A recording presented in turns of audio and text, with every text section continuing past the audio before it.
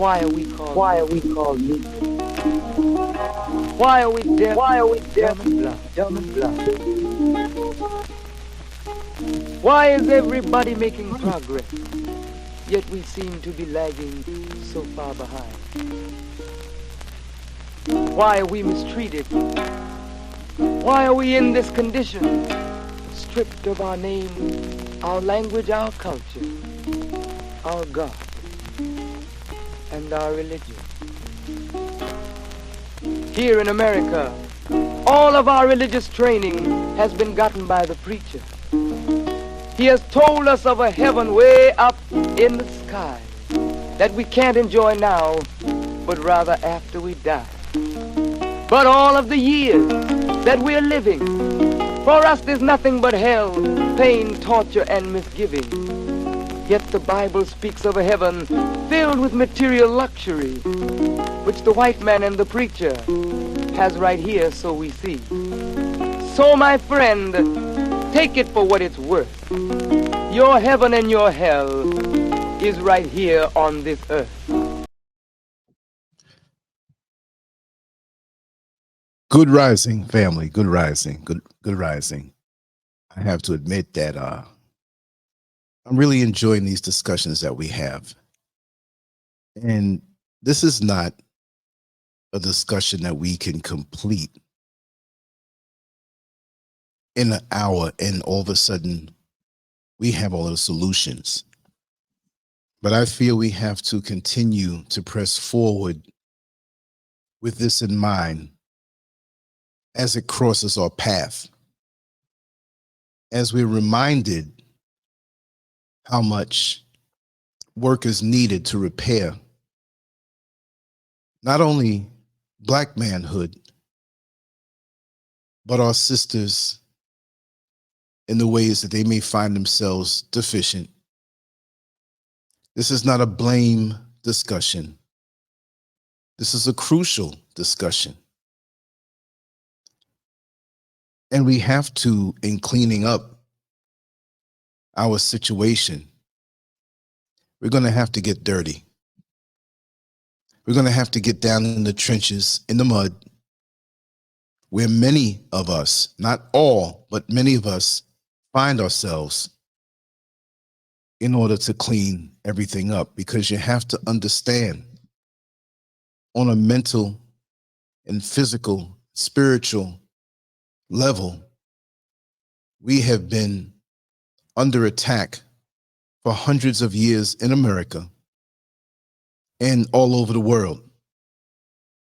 This is not just an American situation. Wherever we are, where we live close to those who have a system that favors them, we suffer the most. But now, it's a worldwide situation. Our manhood attacked. And yes, I will address our sisters in a separate show. And as you well know, I love to go in on a topic with surgical precision. That being said, you know I speak from the heart and shoot from the hip. Brother Bakari, thank you for being here, as well as the others who are coming in. And yes, there is a 4-hour difference from where I am in Ghana, West Africa, on the outskirts of Accra, over the East Coast. And I believe 7 hours over the West Coast. But I like to do it this way, early in the day. Sometimes I fluctuate because of things I have to do here on the different projects. Trust and believe there's so much more that I'm doing than everybody knows, but I'll soon unveil those things as I go in harder at this particular junction point. Chronologically, at 60 years old, I compare it to the little girl or little boy who goes to that free concert in the park with either their mother, their father, older brother or sister, or any adult. And when they're standing there, in the crowd, they can't see. So what does the adult do? Pick up the child and put it on his shoulders so the child can now see. So the more I advance in my chronological age, is the more I'm being lifted up to see further than I ever saw before. While, as an adult who's had many experiences, hands-on, some good, some uncomfortable, but all have been learning experiences, I can take that with what I see and connect dots. I do not know everything. I am not the ultimate authority on anything. Like again, I say, I'm just that brother you happen to bump into frequently at the bus stop on your commute. I'm that person who is sitting in the doctor's office waiting to be called, and we engage in conversation before we get called. I'm just a regular guy on my path who seeks to, in my path, make a difference with those who I come in contact with. Yes, on this platform, every now and then, again, we will have fun. We will have nights that we tell jokes that might be leaning toward adult jokes. But I believe that everything should be done in a way to heal us up. So even in our laughter, to laugh at the realities that we've had to endure in our own unique way that others just don't understand, there's a healing component in that. We need to laugh, and we need to laugh at ourselves sometime. We need to be self-effacing without putting ourselves down. I can take a joke. It's a healthy thing. If you can't take a joke, you got to look within and correct some things under the hood that need to be corrected. But when this topic came to me, I had gotten up in the middle of the night to answer a call to nature. And that's when it hit me. But this, like I said, should always be something that we press on. It's not a 1 hour discussion where, okay, we figured it out now. Everything is okay. No, but to find a solution, we have to dig deep to what people call the problems. I call them challenges because we're all champions, whether we know it or not. And champions don't have problems. Champions have challenges. Problem is a heavy word that I don't like. Problem is a word that makes you want to sit down somewhere and give up. Have you ever said this to yourself? Oh man, I got problems. It's not an action word. It's not a word that calls you to action.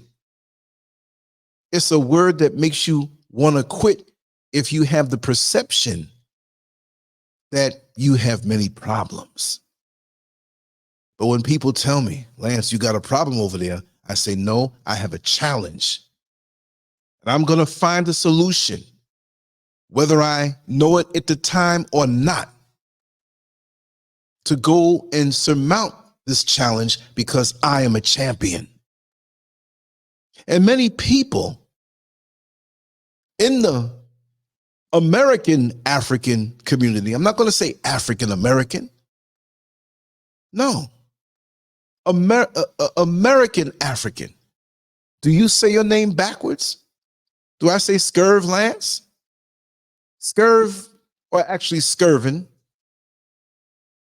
which is a name that was, or I was born into, but that's not my original bloodline name. I know that. But we don't say SCURVin Lance because I'm part of the SCURVin family. So we're confused because we say African American. So that means we're part of the American family. Well, yes, to a point because we were born there, but we were never made to feel like family. And we were never made to feel as though that's our place, which every part of the planet is our place. So stop coming into the comment section saying that you're not anything else other than an American. Well, if you come home and you know that you're adopted. And the family that adopted you, which we weren't adopted, this was brought on against our will and by force. But you already know that deep down, you're not part of that bloodline family of Eurocentric thinking and people, and you're not part of it. But we try so hard as transplanted Africans.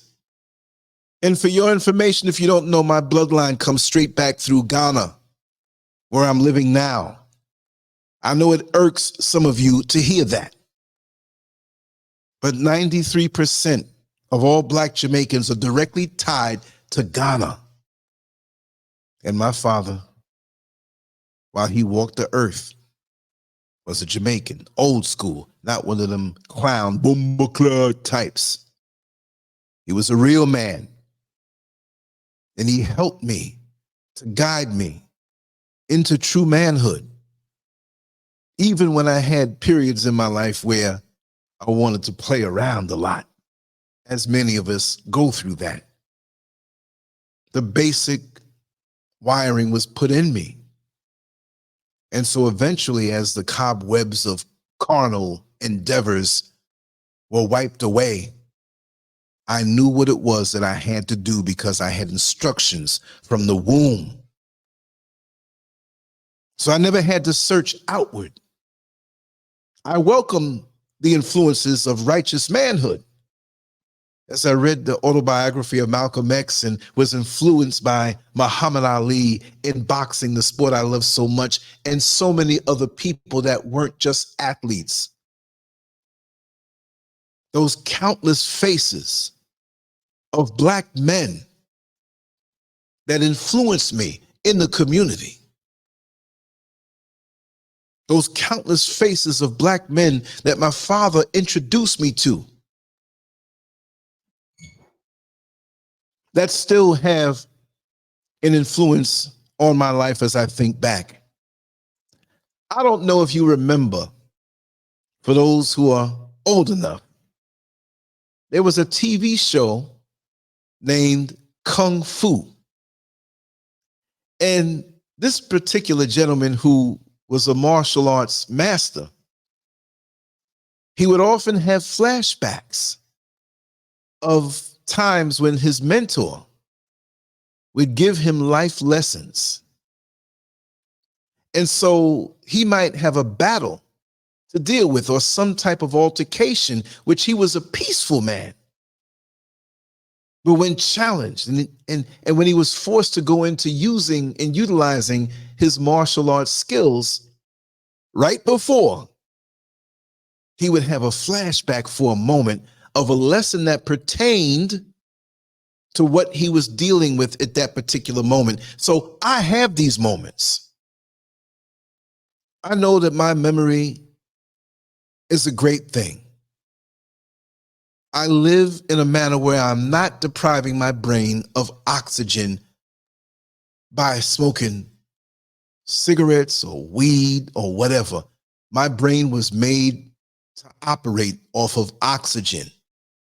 And I would not be so foolish to kill off my brain with smoke of different varieties and alcohol, these poisons that are put out there as a means of escape because of the pain that we feel. And yes, there will be some who argue with me and say, well, Bob Marley smoked lots of weed and it took him to another level. Well, listen, if I choke you and deprive you of oxygen, before you really pass out, you're going to feel high.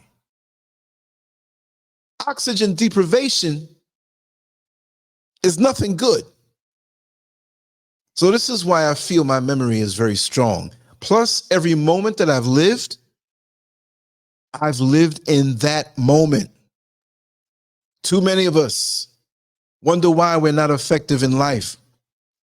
Because at that present moment that they're living in with a task in front of them, whether they have a task or not, they're not all there. They don't have the focus. They can't be effective with the time that they have right there because that's the only time that you're promised. Many are thinking about the past while they're in that present now. Some are projecting for the future and feel that it's a good thing. It is a good thing. But don't take up all of your time in the present thinking about the future and never doing anything in the present, because it's what you do in the present that brings you your future.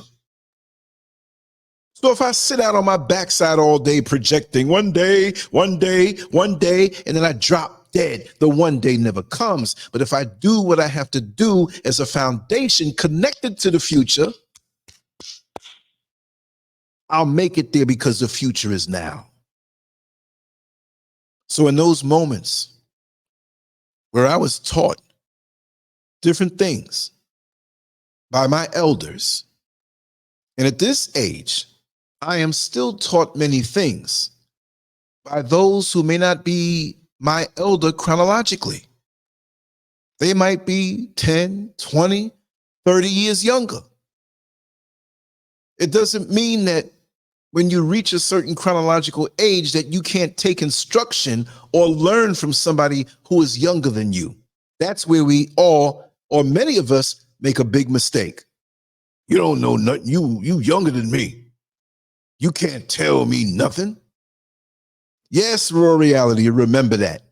Kung Fu with David Carradine. Yes. So I know that you are not a 22-year-old in saying that. But let me show you a comment. True that. Many black people want to be associated with white people because they want white people's validation and acceptance, because in their subconscious mind, they think white is better. Yes. Yes. I spoke about the old grandma the other day, who was the sweetest person. Not my grandmother, I'm just saying. I never knew my grandparents because they passed on before I got a chance to do so.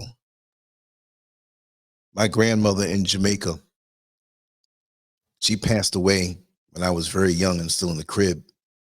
But I had a visitation because she wanted to connect with me so bad, and we were planning that trip, but that connection never happened on a physical level.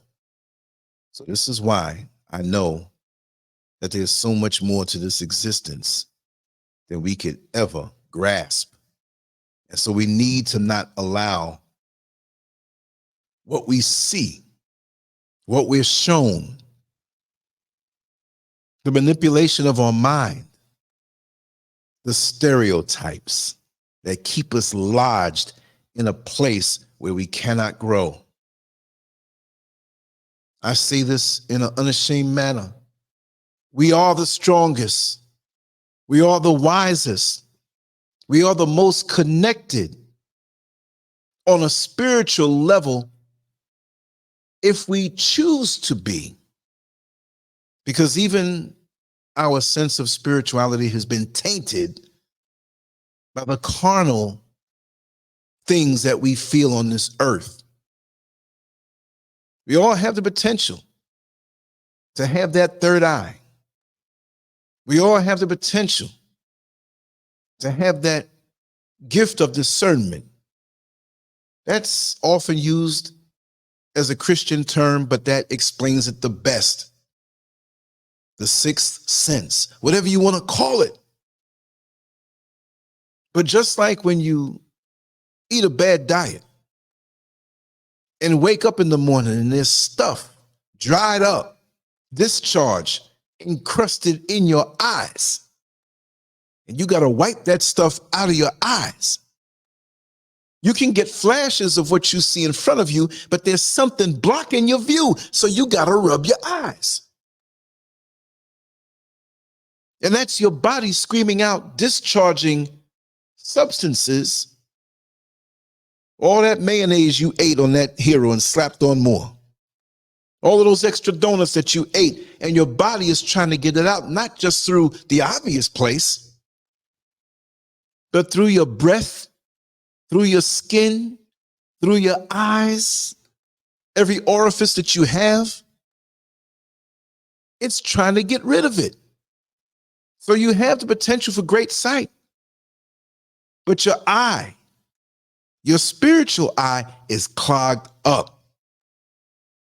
This is why so many of us can do good deeds and turn around and be just as evil as you want to be. Like a vehicle that doesn't have enough transmission fluid in it. And on the automatic transmission, you press and give it some gas and you expect it to go to the next gear, and it slips. And you hear the engine racing. And sometimes it catches. But you know, you better get some transmission fluid in that vehicle so the transmission doesn't get damaged. So for us, the transmission fluid is the knowledge of where we are and where we need to be. Imagine driving a vehicle where the windshield is blacked out. Imagine driving a vehicle where the dashboard is blacked out. You can't see where you're going. You can't see the state of your vehicle, whether you're low as far as your alternator and it's not recharging, your fuel is low, your oil is low. You don't know what state that you're in. You don't know where your blip is on the radar screen. We have to be reminded that we are in a bad situation here. This is not to speak negatively, because again, I say kudos to those who are successful, and I don't mean just in a monetary fashion. I'm speaking on every category of being a man.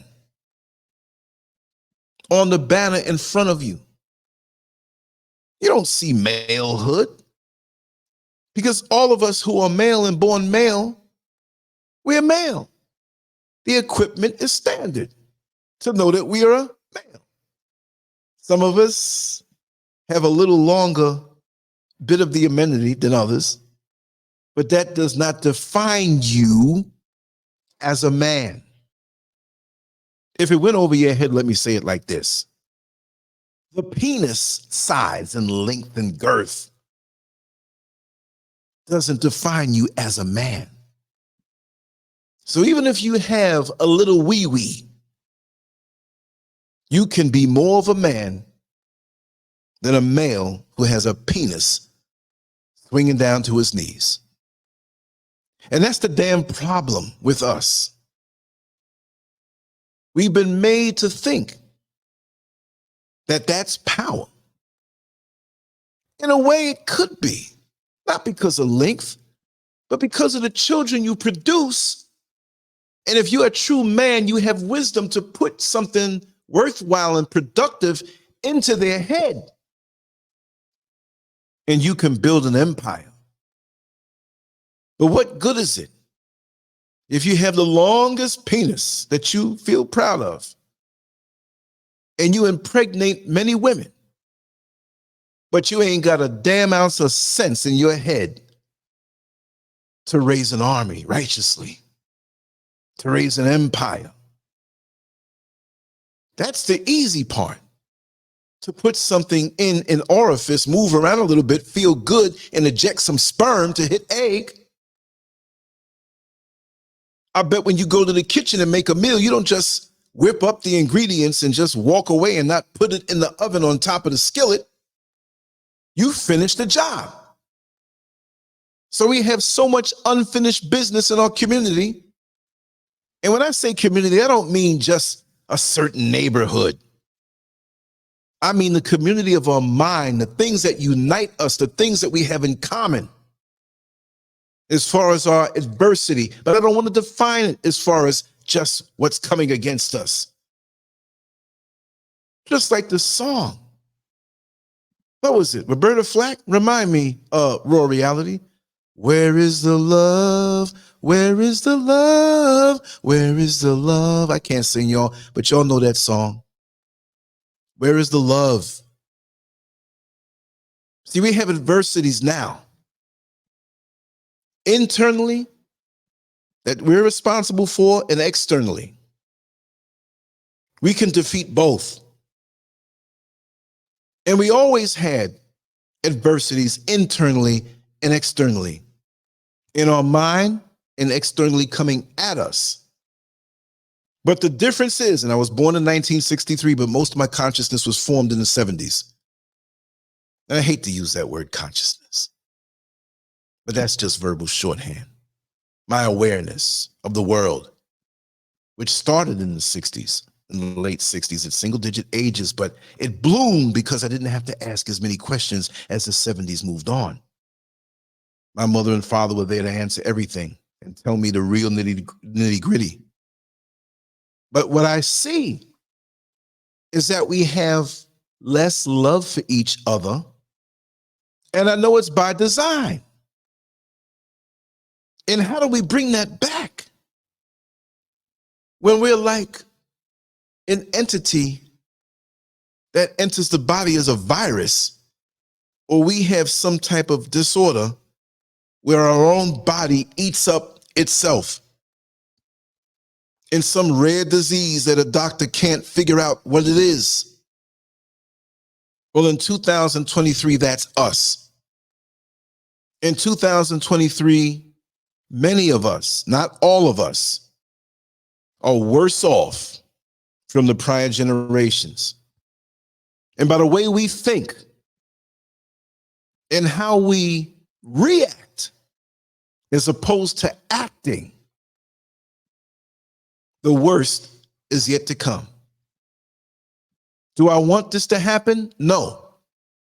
That's why myself and many others, and great big shout out to Professor Griff from Serious Minds. I went in this chat discreetly and he gave me a big shout out. I appreciate it. I've been trying to get you on this show for years, brother, and I know that you're quite busy, but I'm going to try real hard and possibly give you a call later on, as well as the family that was there that comes to this show and goes to his show. We all have different talents and abilities as far as our way of communicating to reach people. And Professor Griff has been living this his whole life.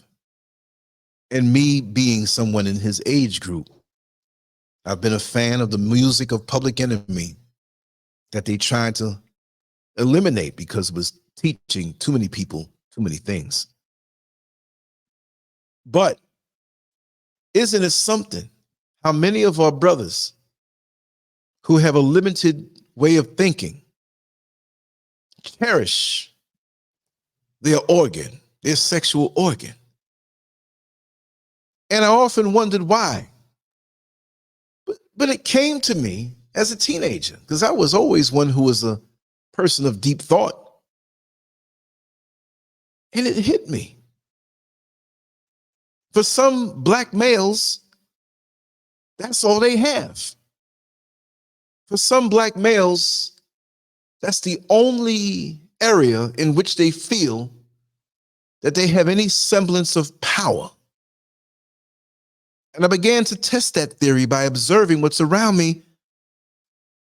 And it was true.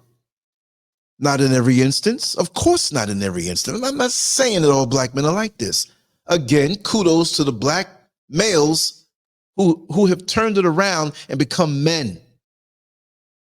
Whether it was through the influence of someone in their family or out of their family, or some form of self-realization, self-correction that brought them into that place. There are many, but we need much more than that.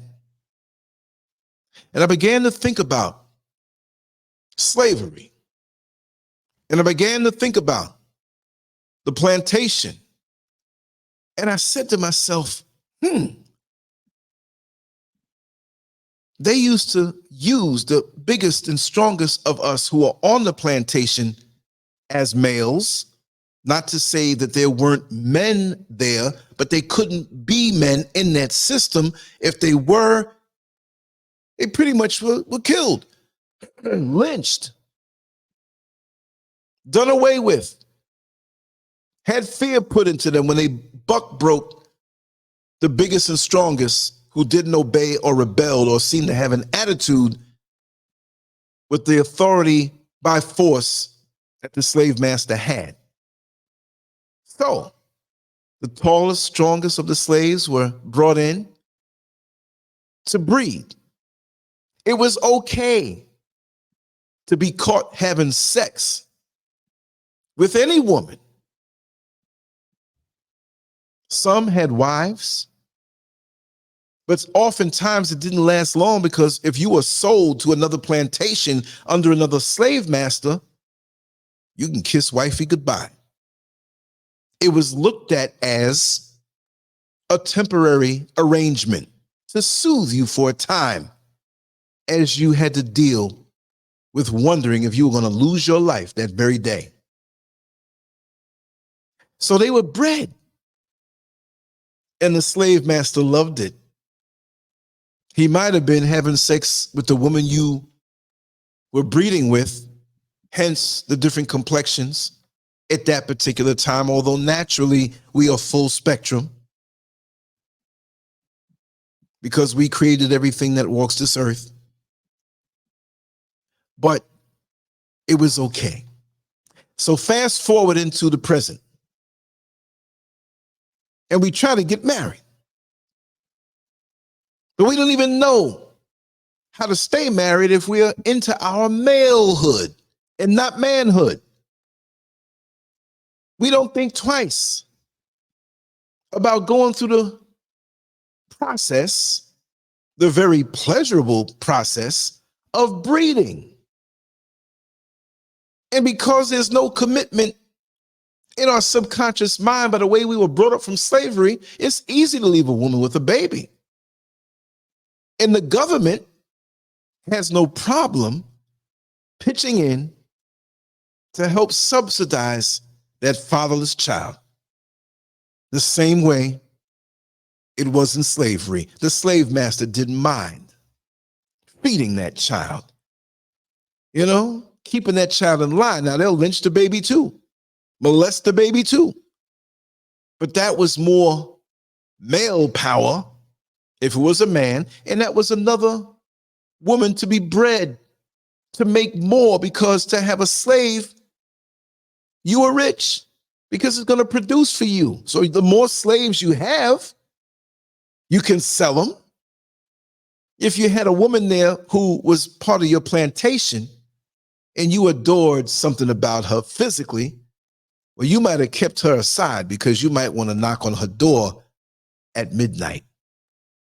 So they were running through all of us.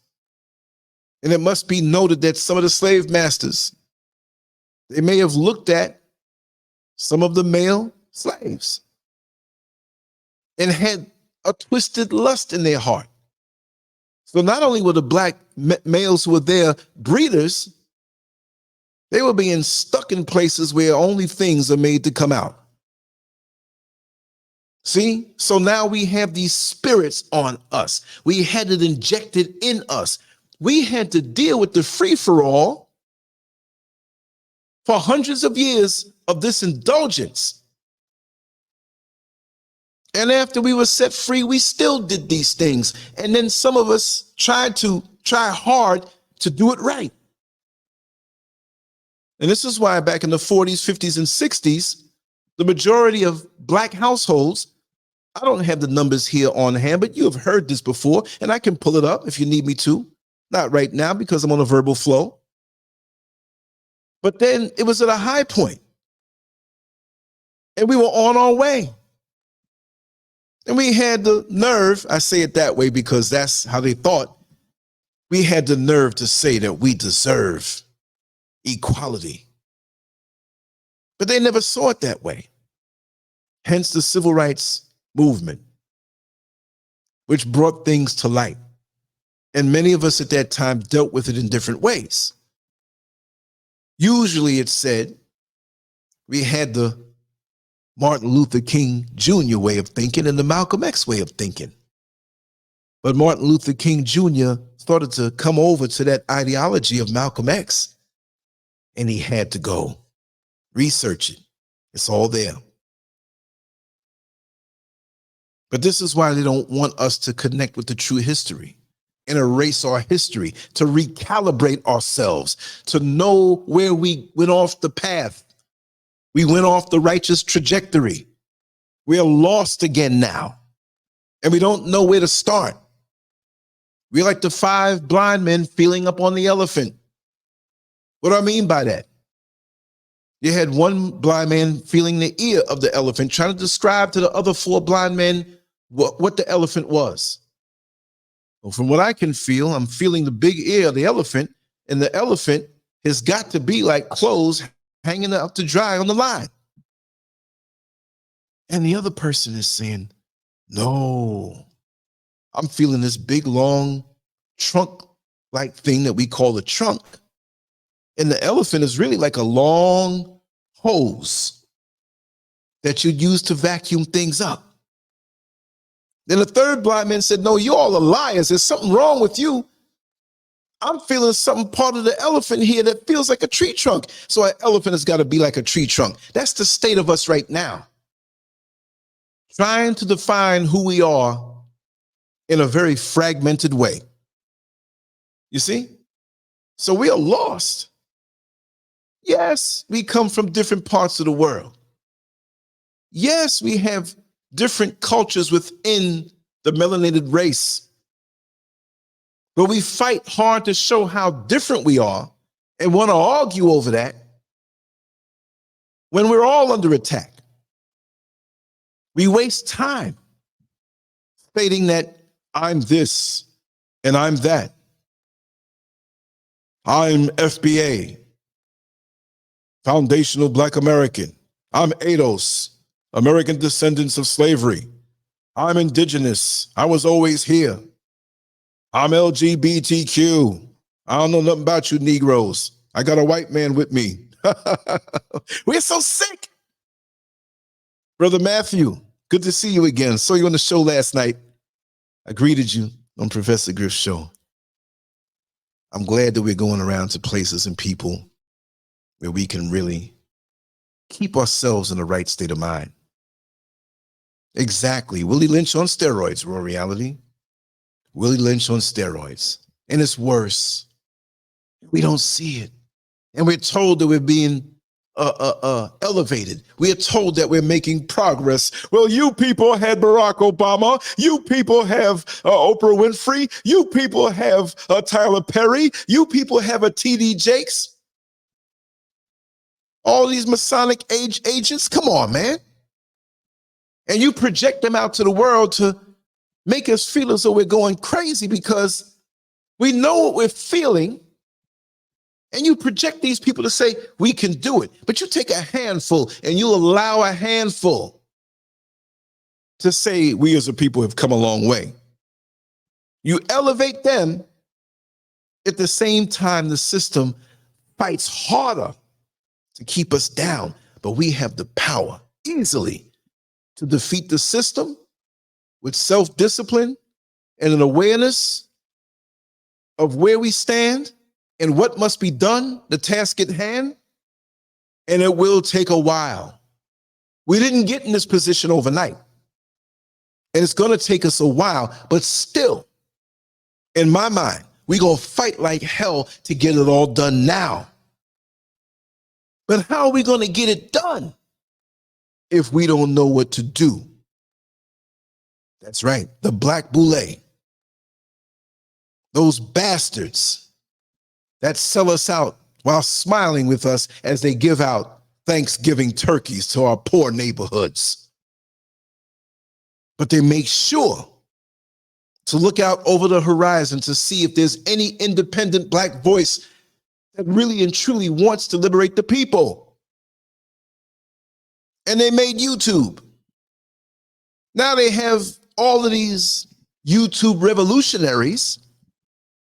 You can call me one. It's all right if you don't know me and think that's all I do is talk. But there's so much more to me that meets the eye, and I moved over to the motherland for a reason. It ain't over yet. There's so much more to come. And I'm not elevated because I moved here. Some say I ran. I repositioned myself, fool, if you say I ran. For those who say I ran, what in the hell are you doing in the belly of the beast to be effective as far as the righteous aggressions that we need to execute? because you don't got no tanks. You ain't got no guns. You ain't got no planes.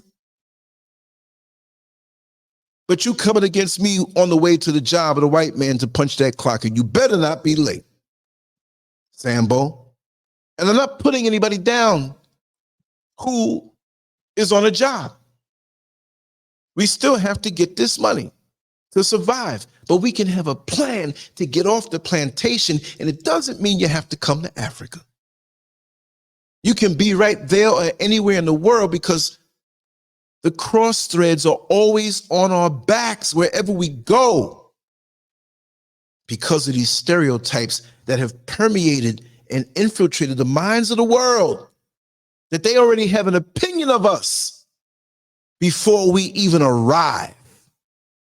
So we're in a jacked up situation that we need to deal with from within first. And once we are recalibrated and rewired and ready for battle, nothing can stop us as we move in unison. I just had to say those few words. I jotted down some things that I want to speak about. And I wanted to say this, and I put this in the community tab.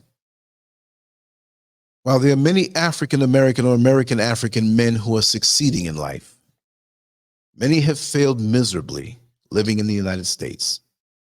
And I speak of the United States because this is what I know. I'm in Ghana right now, and I'm picking up on a lot of other things that I will speak about when I know that it's a fact. But while the statistics are heartbreaking, we must face the issues and components so many are not living up to the levels in many categories that other races of men are conquering. And it doesn't mean it's hunky-dory with the other races. They're incarcerated too. They're drug addicts too, and dealers. They're getting locked up too. So we're focusing on us because we're usually the ones on the lowest end of the totem pole. And yes, we know that failure runs across all races to a great degree. But the levels of incarceration, low academic achievement, low expectations, lack of a sense of responsibility, attraction to hedonistic, non-productive endeavors, as well as a lack of respect to the community and family responsibility, is at an all-time low. And it's pushed on a psychological level on those coming behind us. So while we think it's cute as mothers and grandmothers to encourage our 4- and 5-year-old daughters and 6-year-old daughters to get it, playing some filthy music with some filthy lyrics. My neck, my back, my coochie, and my crack. Get it, girl. Get it, girl. And our young daughters are learning that there's value. I'm not saying there's value, but in their perception to shake their moneymaker and whine and grind and learn the best ways to move, to titillate men and entertain women at parties where they say, go get it, girl. You go get it, girl. What are you doing to their minds? You shouldn't even be putting that indoctrination in their mind from young. And you wonder why they're coming home pregnant at 13 and 14, if not 12. I don't know what it is that I could have done. I worked the hardest jobs, and I did overtime, and I tried my best to do the best thing, and I don't know what it is that I did. Give me 1 second, family. There is a worker coming to the front door, and I need to let him in.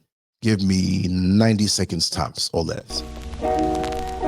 So let's check back into history, which rewards all research and tells us plainly that before the white man gained entry to the East, he was living in the caves of Europe, a ravenous beast, eating juniper roots eating flesh raw, till God sent Moses to civilize him and teach him the law. Then following Marco Polo, an explorer, he gained entry into Asia and Africa. From China, he took silk and gunpowder. From India, he took jute, manganese, and rubber. He raped Africa of her diamonds and her gold. From the Mideast, he took barrels of oil untold, raping, robbing, and murdering everything in his path. The whole black world has tasted of the white man's wrath. So, my friend, it's not hard to tell. A white man's heaven is a black man's hell.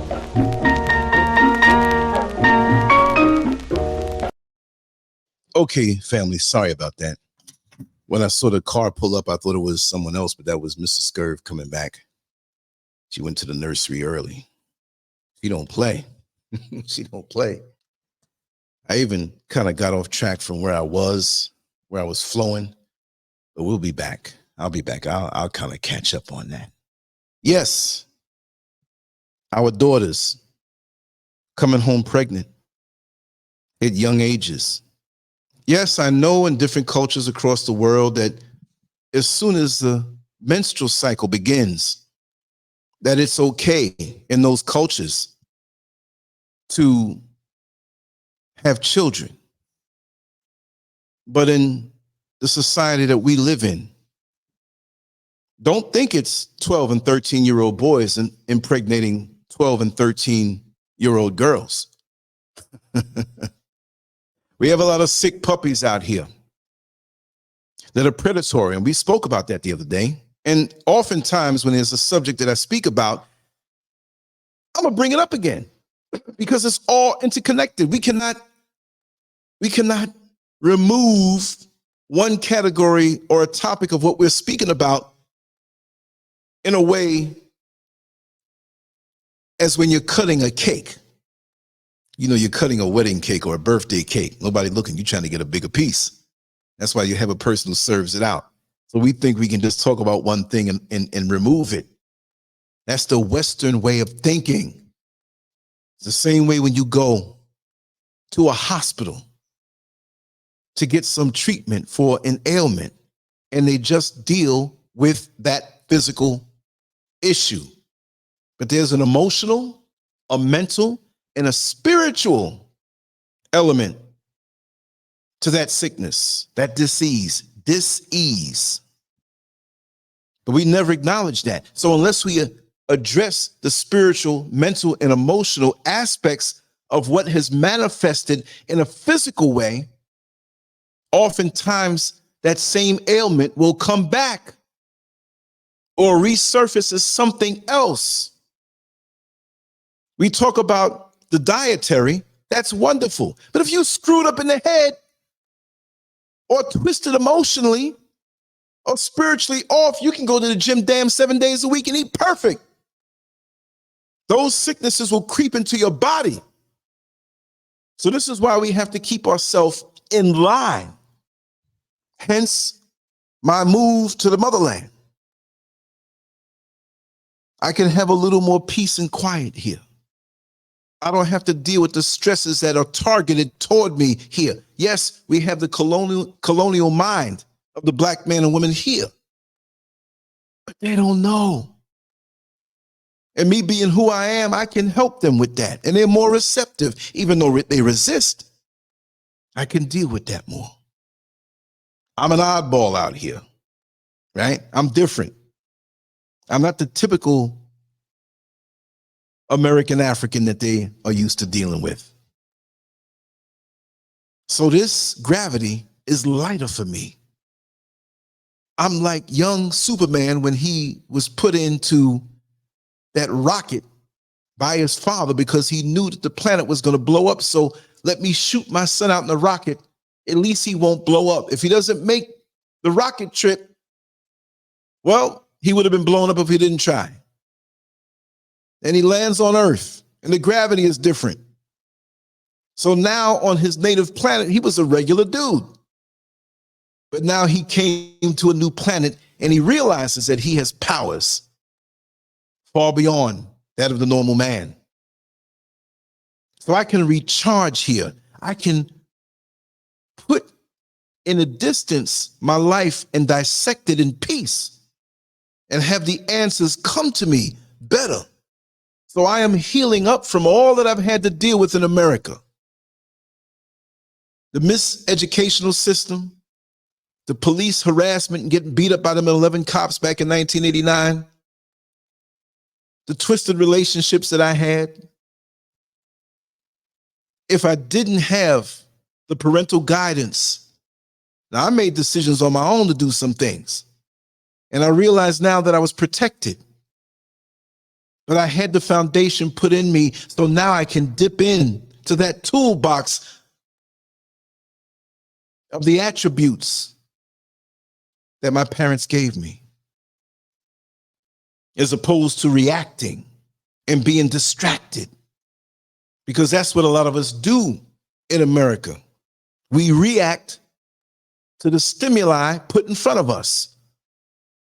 And we're being controlled. If you react, you're being controlled. You're not acting.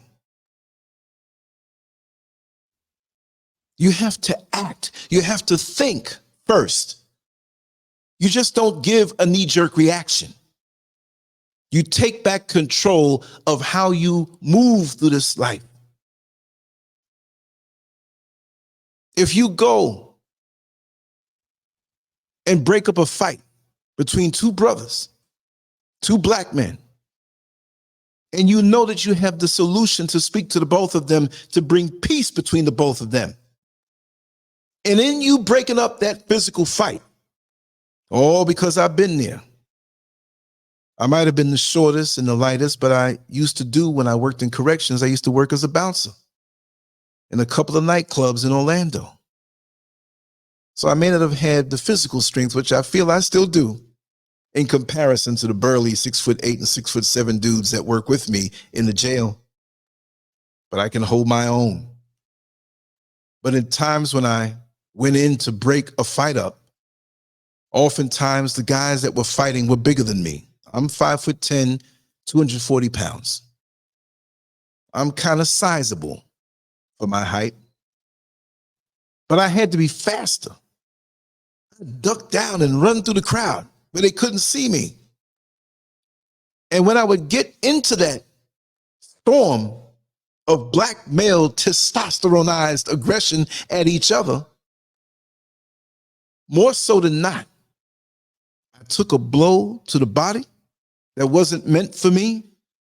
And a couple of times, not because they were aiming at me, but they were aiming at the other guy, I took a straight punch to the face. One night, I caught a bloody nose. I thought my nose was broken.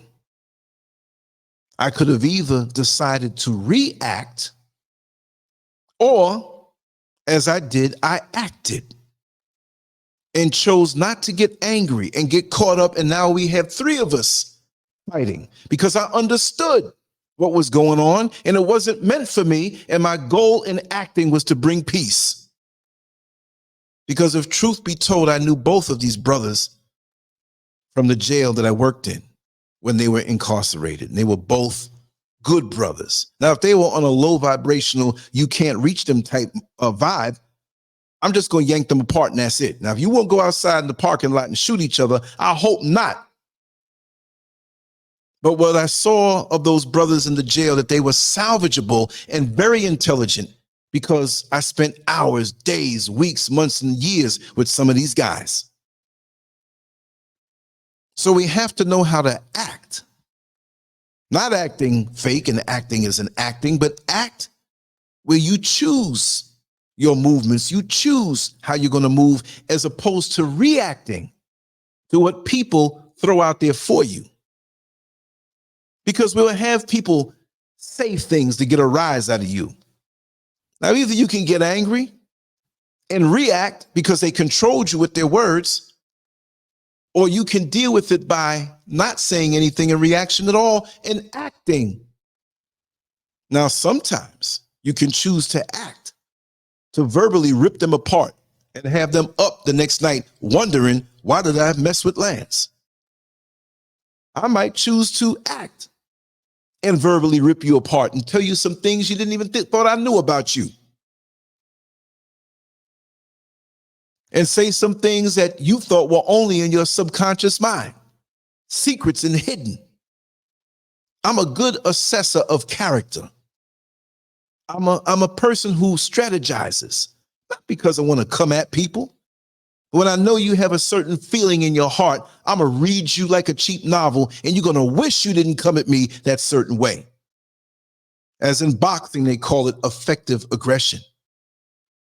See, you can go in the ring and throw punches, 1,000,000 punches in the first round, and none of them land. That's not effective. So this is why in our days, we have to understand that we have to pick our fights. We have to choose our battles. We must execute effective aggression in this shark-infested place called America and beyond. We can say the same for the UK. So that at the end of the day, we can say to ourselves, we acted in a positive way to affect our lives and the lives of those that we cross paths with, to influence them to raise their vibration. And if you can say that, then you have achieved a great amount, even if it seems minuscule.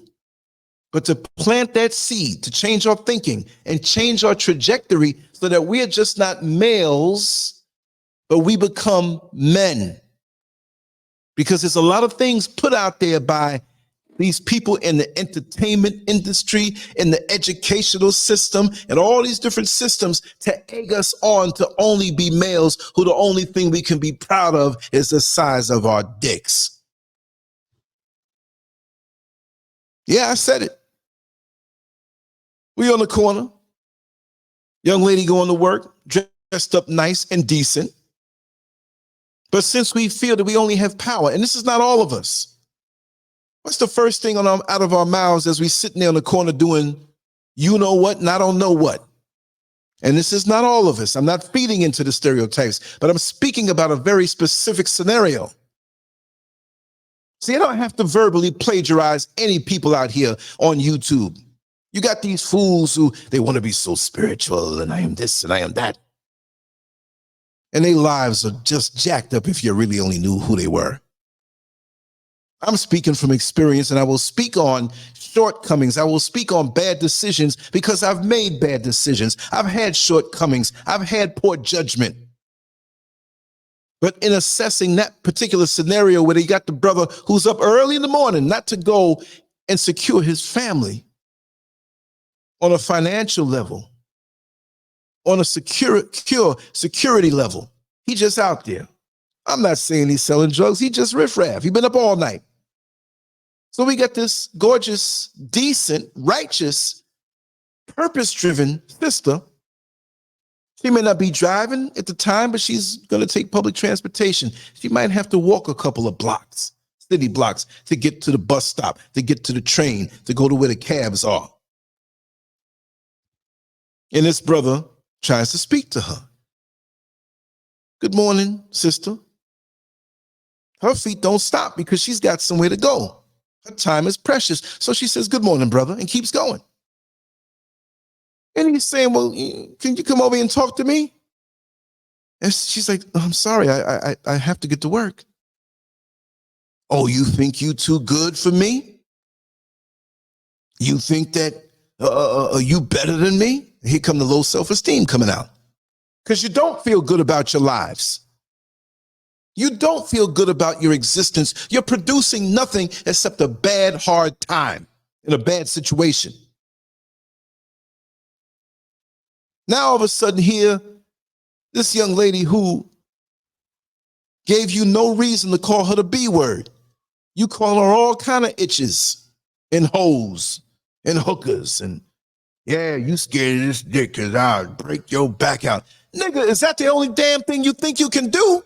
Well, yeah, that's the only thing that you think you can do. But if you had something going for yourself, if you had aspirations and goals and dreams that you're manifesting incrementally every day, and a young lady sees you about what you're doing. Doesn't mean you have to be a multimillionaire. Doesn't mean you have to be able at that point to support a family, but she can see a trajectory that this brother's going places. And we have the women who may not be on a high vibration like that, that see you as a meal ticket. Well, he going places, so I'm going to give him a little something, and we ain't got to wear no condom.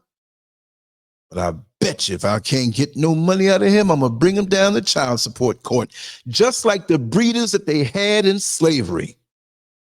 And massa is the government who will take care of you because you've now become a tool with no father in your life that has the wisdom to guide you from malehood to manhood, from femalehood to womanhood. And the mother has to be in there too. So we're repeating a cycle that never left. Well, you people, I don't know what's going on. Slavery is over. It's been changed over the dynamics, but it's the same thing. They didn't have smartphones back in the day. If they did, you'd see some things that you couldn't imagine happening. But we have smartphones that are used in either a positive way or a negative way. We put so much stuff out there that's negative that we latch on to. So now we don't have to tell our 5- and 6-year-old daughters anymore, go ahead, get it, girl, she getting it. Oh my God, you're going to break all the boys' hearts. Why would you say that? You got her undulating in a sexual manner of something that she should not even know. Let the child be a damn child. That here you are injecting your sick, twisted mentality, which is sick and twisted because you should not be encouraging a young girl to be aware of this stuff. If you're an adult and you're behind closed doors with your man that ain't sick and twisted, do what you want to do. It's your thing. Do what you want to do. I can't tell you. Just sock it to me. It's okay. But don't let that spill over to the children. And you mothers who hate the fact that these men out here want to be players and broke down pimps, you mad at that. But you have a son who may not have a father around. This is not the scenario. I'm speaking of specific situations. Because growing up in America from young, I observed a lot of things, and that's my knowledge base on top of the things that I have self-taught myself to understand. You got these young sons. They're in single-digit ages also, 8, 9 years old. And here you are, talking to one of your girlfriends at the park, saying, boy, talking to your son now, boy, you a handsome young man. And when you get older, you're going to have all the girlfriends. This is a mother telling the son this. And as a son, you revere what your mother says. So now you don't see yourself as an intellectual being. You don't see yourself as a spiritual being. She's still in a carnal level of thinking. She might be a good person, but you're reinforcing what this system and society wants us to be. Men who, or males who, not men, but males who think with the wrong head, who think that pleasure is the only goal that should be executed when you deal with a woman. Pleasure comes with a woman when you're a real man after you earned it. You can get any old low-down, low-vibrational woman to crack her legs open, and you climb on top of her, and you're not spiritually in tune. You're not mentally in tune. But you got that rhythm physically, and you're using each other as glorified friction providers. So after you conceive, what else is there to do? Except move on to the next one and repeat the process. And now we have a big mess. Men don't do that. And so when you are a man, you don't just sit off to the side and let it happen when you see this. You influence the males around you by being a man.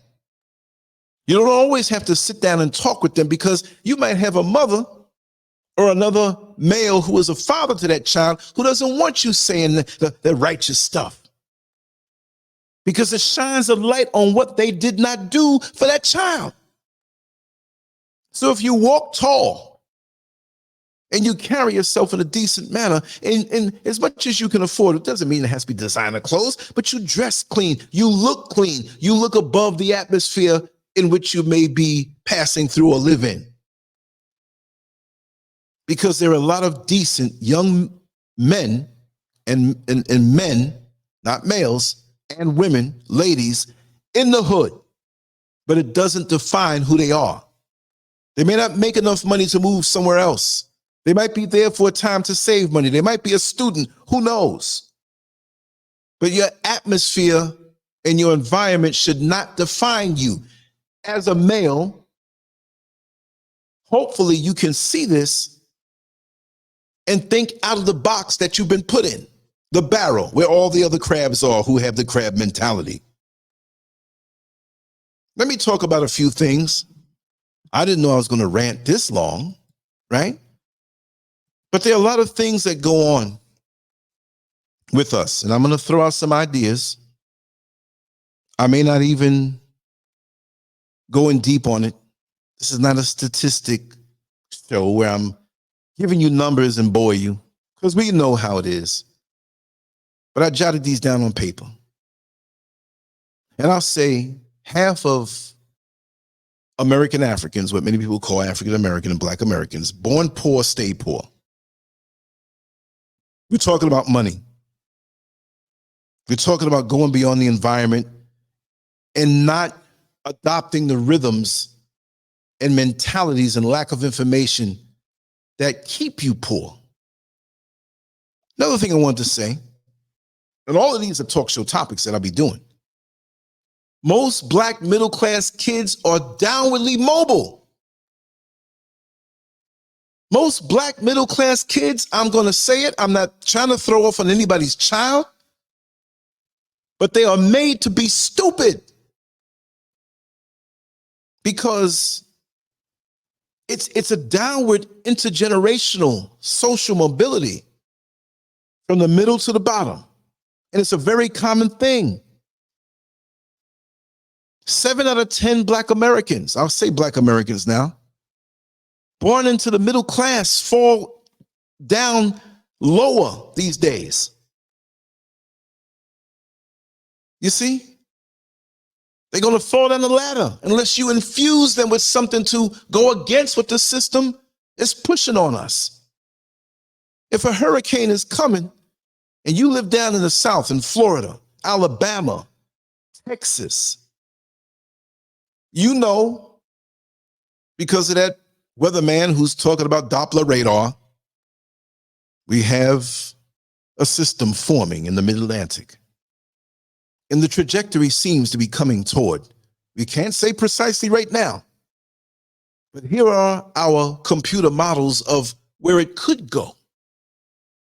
And in the epicenter of this computer model of this storm trajectory, it seems as though there's a big chance that's going to make landfall in South Florida or Central Florida, or come up the Gulf and hit New Orleans, or come up the Gulf and hit Texas, or swing back around and hit Tampa. But as the days get closer, you can define the trajectory more the closer it gets. So why would you be stupid and not nail up your windows? Why would you be stupid and let your lawn furniture stay out by the pool or stay outside because it's going to blow away? Why would you be stupid and not have some type of solar power to power up certain things that you need? Why would you be so stupid not to have a couple of days worth of water, dry foods, raisins, oats, dried fruit, meals that are prepared that you can put in glass jars, that you can live without power, live without water? Have that designated room in the middle of your home that in case the roof gets ripped off, you're safe. And when you build a house these days, anyway, you should do that. I'm in a place where there are no hurricanes. This is where hurricanes come from. I wonder why. Y'all know why on a spiritual level. The path of the slave ships that came from Africa over to America. That's where the hurricanes travel. That cannot be a coincidence. But that's the key. We have to know where we're going to be going. We have to understand that this thing called black wealth barely exists. We have people who have things. We have people who have cars and houses that they bought on credit. And we do have some black people who are wealthy, but it's far and few between. You'll see them on the magazines, and it gives us a false sense of accomplishment. We're making strides. But as an overall people, we are not, especially in America. And when people do have that kind of wealth, 9 times out of 10, they're part of the boule. They can't share the wealth. And I don't mean give it away. I'm not asking you to give away anything. But they can't set up institutions that we need to make ourselves better, because the one who's over them will disapprove, and they'll find it hard to maintain the wealth that they think that they alone made. But they were afforded that because of their willingness to be compromised and controlled. It's no fact that most black families are headed by a single parent. Kudos to the mothers who take care of their children and do the right thing, but it'll be much better if you had a man by your side. A man, not the male that impregnated you, but a man. Big difference. If you don't know the difference, y'all need to just get on off of this stream. Male and man, 2 different things. Black students attend worse schools overall. Yes. Black students make up 16% of the public school population, but the average black student attends a school that's 50% black. Not that mixing with white folks is going to make it better,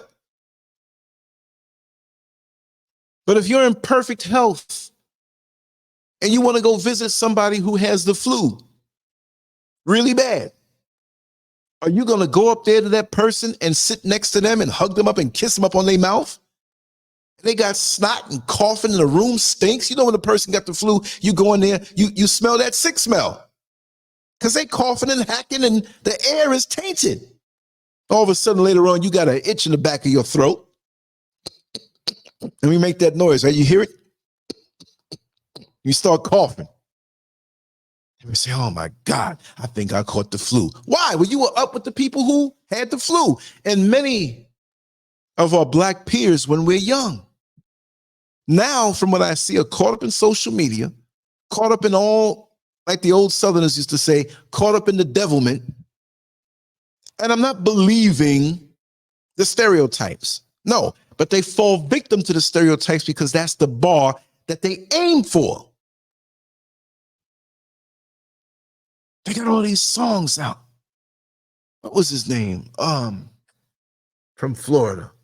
Baby, I'm a thug. I don't know what this world is coming to, but I know one thing. This is the life I live, 'cause baby, I'm a thug.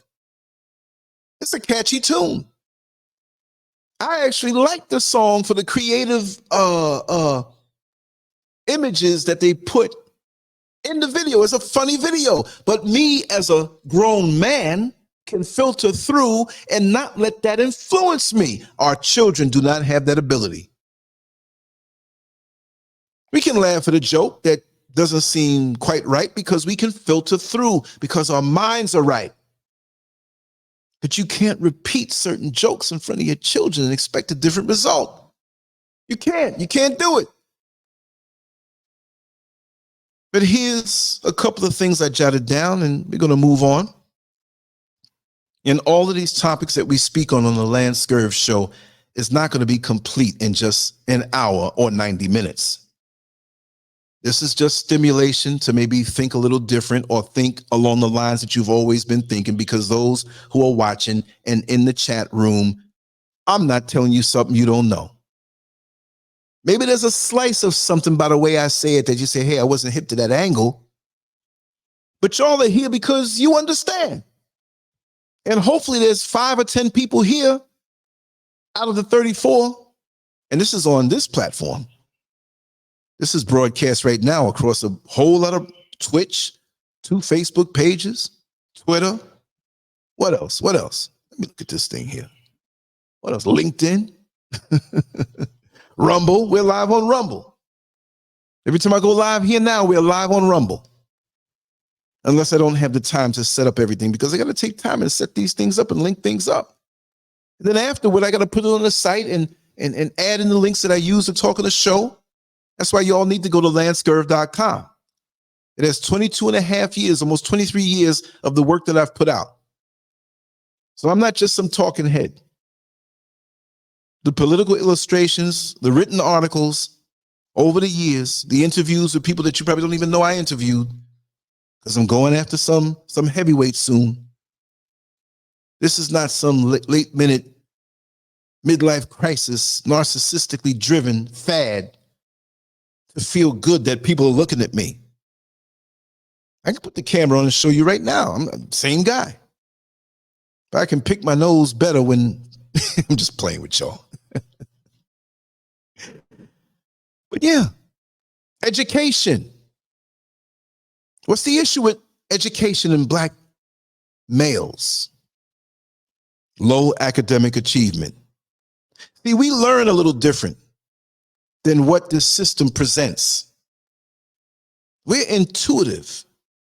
We have this rhythm. We have this way. I learned it a long time ago from a video I saw, rest in power, Dr. Layla Africa, whose books I read from back in the 80s. And I kept them with me because I was so fascinated with what he was saying. Now, I understood already through the teachings of my parents what was going on, but the way he broke it down, he went in deep. And I was fanatical. I wouldn't leave the house without carrying the book that he had written called Nutricide. I suggest everyone get that book and all the other books that he had, but Nutricide, spelled the way it sounds. Let me just go ahead and just put that name in the chat room. Me, it's hard for me to type and talk at the same time. And many of you already have that book, but I'm going to put it here. It was written back in the 80s. I may get the spelling wrong, but it was Dr. Oh God. How do I spell the first name? I may have the first name wrong. I think it was 1 L, 2 L's, but actually 1. O Africa. And I know Africa was spelled with a K. Correct me on that first name if I'm wrong. Okay, I think I got it. Visually, I think I got it. Nutricide is the name of the book. Yeah. Google Nutricide. But I believe I have the spelling of his name correct. But if you get most of it in the search, it will pull up. If you have to search, yeah, exactly. Did I get it wrong, Brother Kwame? The name. But whatever, Nutricide is the name of the book. That is a very important book to this day, because he was talking about how they're using food as a weapon against us. And I have a lot to say about that. Always have a lot to say about that. We might talk about that again tomorrow in a different angle. Low academic achievement is the issue. What's the remedy? Improve access to quality education, mentorship programs, and community support for American African students. Community support. And address resource disparities in school. Because usually the schools in the hood, right, you're going to get less interest. There's less expectation. It's all about pushing them along. And they didn't grasp this concept with this lesson, or for half of the time of the school year. They've been failing their tests. You can pad the results of the test, but push them along. They're not going to amount to anything anyway, and they really won't if their academic scores are low. But how are you going to test African students with a Eurocentric way of thinking and testing? They think different than us. And Dr. Lila Africa was saying, aside from the book Nutricide, that us as a people, we learn different. And we tell people as adults often, and the children don't say it, but some people say, oh, you know, I'm not feeling that.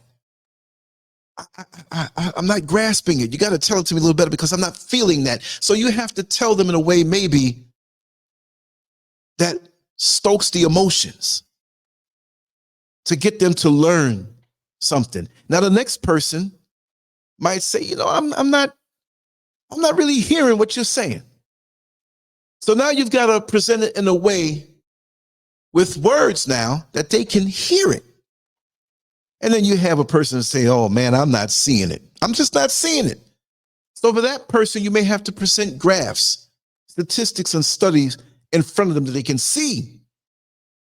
So when you're trying to get somebody to understand and teach something, because we're all teachers as parents, as people who have been around for a couple of years, we don't have to have a certificate to be validated by the enemy. We can teach. We're supposed to teach. We are the first teachers. And this is why homeschooling is the best, because when a child can relate to you from the womb coming on up, you're not trying to push something in some different type of strange, weird energy that doesn't fit to teach your child. That's why they're not interested in that. They've been hearing your voice from the womb. What better voice is it to teach the child? Employment. What's the issue? Higher unemployment rates. What's the remedy? Implement workforce development programs, job training, and equal employment opportunities. Encourage entrepreneurship and business ownership. Many of us are not going to go for that because we're not motivated from within. But if you do or are on the job or trying to get a job, when you get that job, you should be thinking about entrepreneurship and business ownership. And it doesn't have to be in the traditional format and manner. You always see the issue. You always see the visual watching these YouTube videos, and even back in TV, back in the 80s and 70s, a little white girl on her front lawn selling lemonade for 5 cents a small cup. That's a business. And if you're a proper community, you're going to say, you know what? Let me support her to encourage her, not just for the 5 cents, because you might go over there and hand her $2. And she'll say, we're talking about a black girl now. What's this for? I'm only charging 5 cents. This is to encourage you. Now, what you're supposed to do with this is not go to the white man's store and go buy candy. You can get a better stand. You can buy more sweetener for the lemonade, more lemons. You can now go with everybody else who's going to give her extra money. You might turn around and give her $20. Go make some flyers. Or come by with your parents to this event, and I'll help set you up. I want you to come there and sell beverages, not just lemonade, but I'm going to help you go into business. I want to speak to your parents about this. If you know something in the community, teach it to the children. There's so many teachers who are retired, sitting up inside the house, getting old and gray, having so much knowledge that could be taught. There's so many plumbers that are unemployed or employed that are sitting up in the house watching a football game when you can take 2 or 3 hours in your community, in your neighborhood, and say, hey, let me know when we have an issue with your plumbing, something that needs to be fixed, even if it's just a leak.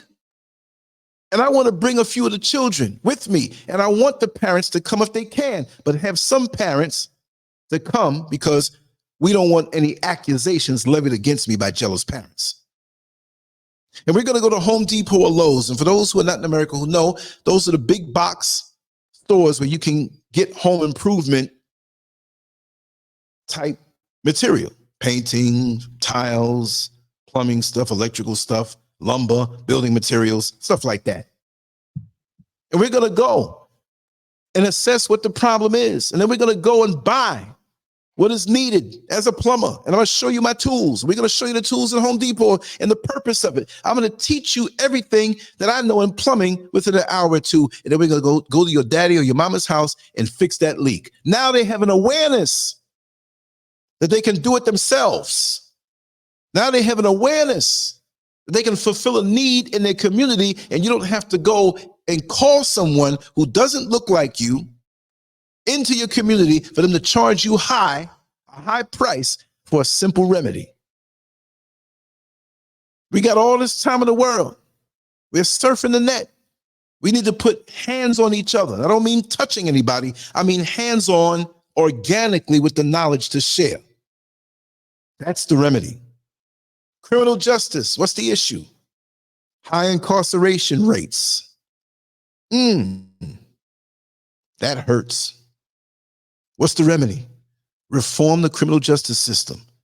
Well, I don't think that's going to happen too fast, right? Promote rehabilitation. We know that they don't do that. They like the high level of recidivism for you to come back. I've even heard fellow correction officers when I worked in a jail and when I worked in a prison, oh, you're going out now.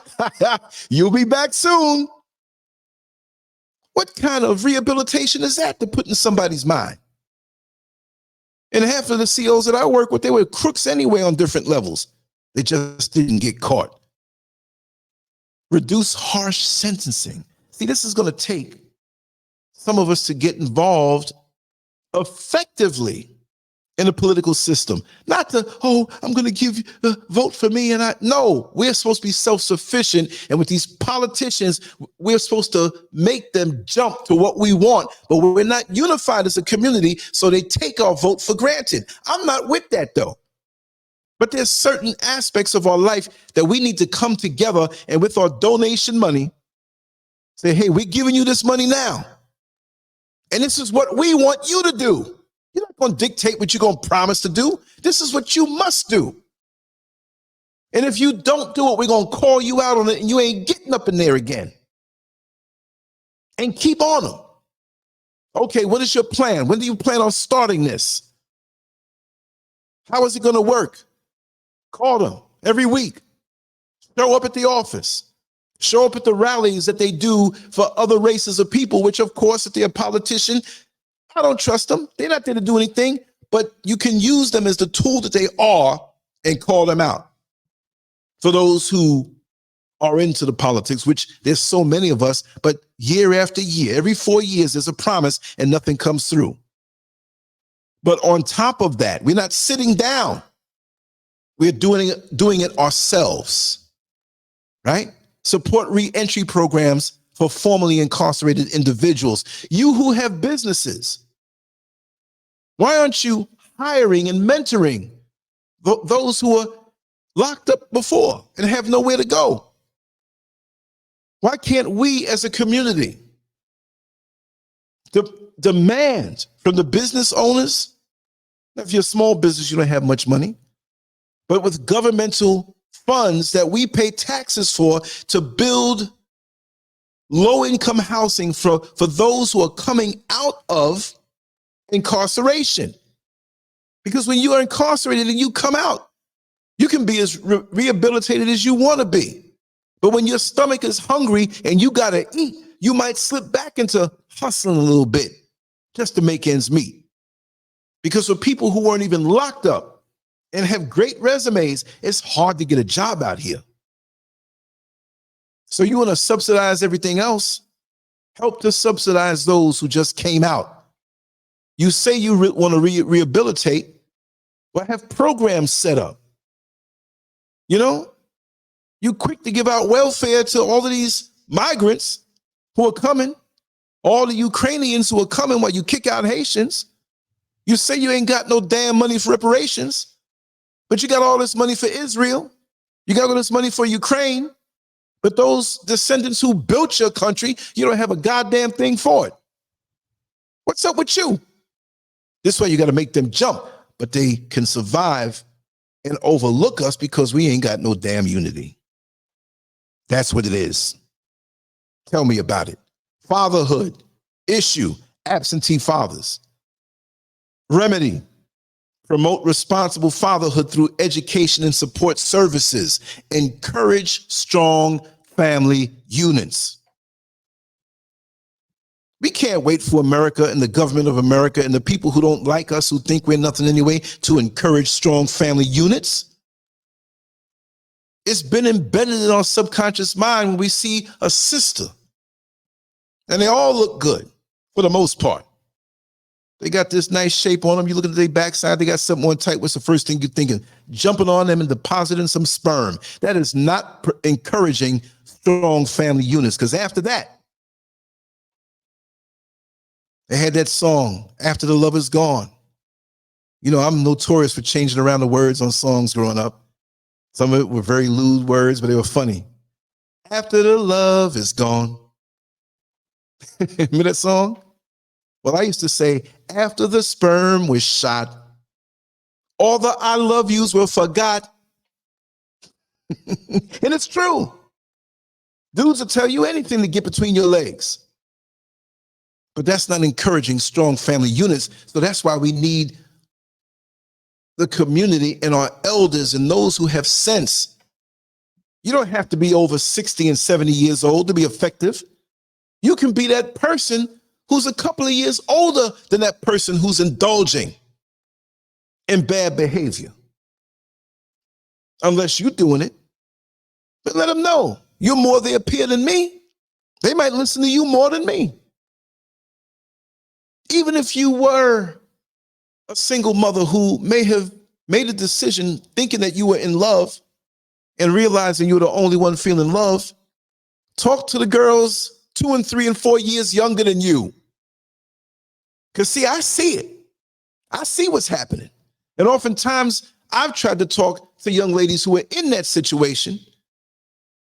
They're feeling now empowered because of their sexuality. Which that is nothing to feel empowered over the world. That is for that mate of yours who's committed to you to build a family and to build a community.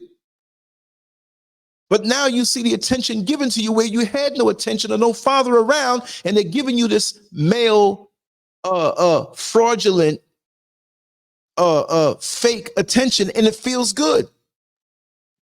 The sugar rush you get from an orange juice is the same as you get from a sugary lemonade. But the orange juice has a little more nutrition in it. So the love that you think you're feeling may be lust from him, but he's going to tell you in masquerade is something that you want to hear because he spotted the void in you, and now you're by yourself and pregnant. Talk to the other young ladies behind you to not fall victim to that, and encourage strong family units. But these days, family is only the mother and the children, and they accepted that. I don't care how good that dick feel or him putting his mouth on your clit and running. Nah, that feels good. But when real love and commitment is there, that's an extra special dessert to the meal that true love brings and true commitment brings. Mental health. What's the issue? Mental health disparities. What's the remedy? Increase access to mental health services and reduce the stigma. Develop culturally sensitive mental health programs. The mental health programs that we have in our communities are just, it doesn't fit us. It's like getting some hand-me-down clothes that are 2 sizes too big. You got a little skinny kid, little skinny boy walking around with pants where the waistline is 10 inches bigger than what he is and longer. So he rolls it up and pulls it in on the belt and it's all buckly around the waist. It doesn't fit. And many of us, there's a stigma. You know, I'm not going to miss it. I'm going to say it. What do we say when we suggest that we need help or therapy? Mental health. We can't even say mental because the first thing out of our mouth, I ain't going there. I ain't crazy. I don't need no help. So you have lots of traumatized Black folks walking around in our community refusing help from the trauma that they endured, and the trauma that they endured leaves them deficient in the ways that they need to live their life and deficient in ways that they need to function for the loved ones around them. So a mother can't be a full mother if they have mental health issues, but because of the stigma, we don't want to deal with it. The father can't be a full father. The husband can't be a full husband. The wife can't be a full wife. We, more than anybody else, need it more than anybody else, but we reject it more than anybody else because of the stigma of, I'm not crazy. Is your car crazy because it needs a tune-up? Is your front yard crazy because the lawn needs to be cut? Is that electrical box crazy because one of the breakers went off and you got a room or two with no lights? No, it needs to be dealt with. Let's talk about healthcare. What's the issue? Health disparities. That we don't think that we need to go and check ourselves up. Some of us check on our cars more, washing our cars, armor rolling the tires, checking out every little noise that happens with it because our pride and joy is something external over the body where we have only one liver, 2 kidneys, 2 lungs. You see what I mean? All of the wonderful systems that our body has, the digestive system, circulatory system, the nervous system, the system, and the one I used to like a whole lot, the reproductive system. Most men would agree to that. But if you do like that system, be there for your children. And you shouldn't be enjoying the dessert before the meal of commitment. But we need to increase access to mental health services that fit us and remove the stigma because, see, we're under so much stress in very unique ways that the Eurocentric way of dealing with it, like I said before, like in Western medicine, if your foot is hurting, they address the physical foot. But they don't address the spiritual aspects of why your foot is hurting, the mental aspects as to why your foot is hurting, the emotional. When your emotions are off, it will manifest in a physical way. Aches and pains and headaches because things ain't working right. Well, if you don't have your car right, it's going to start talking to you. Oh, that's the brakes. The engine starts making funny noises. The transmission is slipping. It's telling you. So just don't think when you take a pill to kill the symptoms that it's dealing with the source of disease in your body. And it's not just a physical thing. We got economic disparities. What's the issue? Income inequality. Of course we know. We get paid less on these jobs. They think nothing of us. Our expertise that runs these companies and these jobs never get paid in proportion to the value that we bring to the company. This is why with nepotism, companies that bring in their family members or people of their same race or community, they may not have the qualifications and the expertise that you have. But what do? They have little Johnny come over to you, black woman, so you can help him learn a few things that he doesn't know. And you, with your kind heart, you tell him everything you know. And 6 months later, he's your damn supervisor in a position that you've been trying to get for the last 7 to 8 years, but they always gave you an answer because that's their house. It's their house and they live here. So nepotism, they're going to bring their own and you'll never get what you deserve. Income inequality. And they want to make it seem, and they will have some people that get paid good. They always have to have that little black spot on the sun today.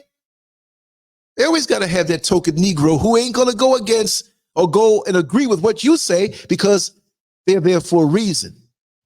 And they're going to be happy to get paid. Of course you will. But don't deny the reality. Don't turn your back on those who are just as qualified. Hip them to how to navigate the shark-infested racist waters on these jobs. And by all means, when you have a job, y'all, start working on something of your own. Because what you're doing for them is paying you back pennies on the dollar from what they're getting from you. Start your own companies, even if it's just you have a room in the house. You get a fax machine, you get a computer. You get a printer. You get an LLC or doing business as. Print up your cards. Fulfill a need in your community. If that big store or that big shop, that big whatever, Office Depot and everything, and they fax stuff out and they charge you for it. You can do the same thing. I don't want nobody coming up in my house. Well, set up a separate part. Build if you have a home. You know, you might have to register to keep a little piece on you. You don't know who you're dealing with, but, you know, do your business. You understand? We got to take that leap. We can't wait for the slave master to take care of us. We got to know the tax laws and how to manipulate the tax laws like the rich do so you don't pay a damn thing. That meal you're eating, 50% of all times that you take a client out to a restaurant, your client could be your son. A consultation. It doesn't have to be a client. But we go out so much, why can't we have 50% of our meals in these expensive restaurants as write-offs? Even if it's just for that. Even if you made a dummy company. So much mileage on your vehicle is used for that. Lease the vehicle. You don't always have to buy it because that falls under a different type of category where you can have it part of the business and taken care of. So the taxes that you have to pay out, it's negated by these things where you don't pay nothing. They end up paying you. But you know every damn filthy lyric to every rap song that comes out. You spend your money not to get that fax machine or printer or computer to start a business, but you want to get a skirt where the slit is way up, tight around your ass. For what? You got something for sale? That ain't no business. The risks are too great. Sexually transmitted diseases, unwanted pregnancies, and just soul ties to these entities that leave you crazy, broke, and by yourself. And here you are in your 30s walking around like an old woman. Worn down and worn out. Lost and turned down. On the way to grandma's house, right? Crime. The issue. Involvement in criminal activities. See, we're not criminals. We're not born to be criminals. We're righteous in our wiring. But this world and environment has twisted us around. And when you're hungry, what you gonna do? What you gonna do? But these political criminals and governmental criminals, they do it because of greed. They want more power. They want more greed. If you in the hood and you hungry, I can understand that. You got caught walking out the door of the supermarket with a big steak shoved down in your pants. If I'm a judge and I see that you're hungry and your situation is a certain way, I want to have a program to suggest to you, and I want to find a way to get funds to you, emergency-wise. Hell, is that a handout? I know it's mostly white people on Rumble watching, right? I'm going to tell you this much. Stop saying it's a damn handout. Ukraine is getting a handout. Israel is getting a handout. And we are broken in this country after our forefathers have built it for you. Trauma in our DNA. And we want something to eat. You talk about reparations? Okay, don't give reparations. Give us a stipend for food and housing. And I'm not saying give us, we earned it. Because you used our forefathers as a tool, and they have become broken and passed on a broken mentality that can't function in the system that you created to excel in. How about that? Hand out. But you ain't got nothing to say when they say, let's send all of these billions of dollars every year to Israel and all of this warships and other propaganda against the other side of Palestine. All of this stuff, brainwashing. And many of us buy it hook, line, and sinker. What the hell is wrong with you? Crazy. I just don't understand it. I don't think I ever will completely understand it. It's not something for us to understand. Unbelievable. When you really drink this down and think about, and this is just touching on different things. Community engagement. Lack of, that's the issue. Lack of community involvement. We don't have communities anymore. We have not even neighborhoods anymore. We don't have neighbors. It's just a hood. They're correct in saying that. because that's what it is. Because when you come into your community, it should be where 2 or 3 miles before you hit your house, 4 or 5 miles before you hit your house, you know everybody as you drive by or walk by. That's community. You know where they work. You know the children. You know the family. You know the issues. Oh, you heard Mama Robinson, she's not feeling too good. And, we're going to get a couple of the boys in the neighborhood and go and cut her lawn. We're going to cook her food. And we all going to pitch in and see what bills that she needs because they have covered, because we know that she's living on a limited income. So now let's get together. Every time we go to the supermarket, let's all bring home something for Mama that she needs. And let's go on and check on her and make sure the shelves are packed. That's community. Neighborhood. And we run with gossip faster than we do with some news that's worthwhile. Yes, we're going to talk as we need to fill in the voids of what we need in that community. Why don't we donate? See, we tithing money to these pastors, these pimp-ass pastors. Why don't we tithe our time as electricians to fix the electrical issues in the homes of the older folks, or the homes of those that we know that don't make much money and can't afford the repair? You got money, and if not, ask somebody for it. How many times have I been on this particular show, my platform, and before I ask any money for me, which I needed too, but there'll be somebody who has an issue in their life, and I say, hey, come on, y'all, let's get together and send some money to their Cash App or their PayPal or their Zelle.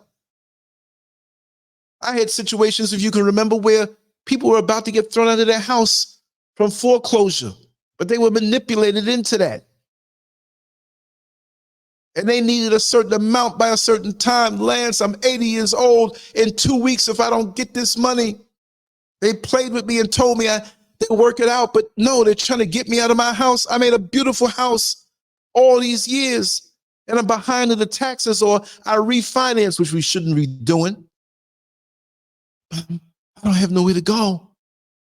And the money that I have from Social Security is not enough.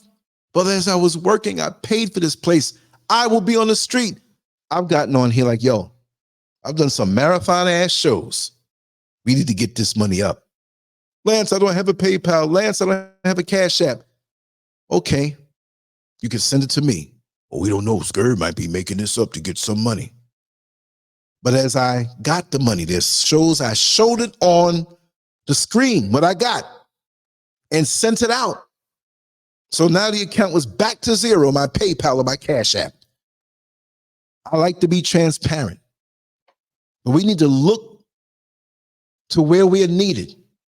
Instead of tithing our money to a man who calls himself a man of God, how does God need money? He made the universe that's ever expanding. Like I said, and I say it sarcastically, I never saw Jesus at the supermarket $5 short. Hell, if he was walking around, he wouldn't need that.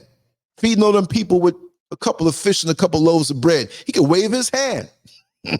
Feed all of us. We don't even have to eat the meal. He can wave his hand and the food is already in our stomach. Like, damn, I was feeling hungry. I feel full all of a sudden. I feel full.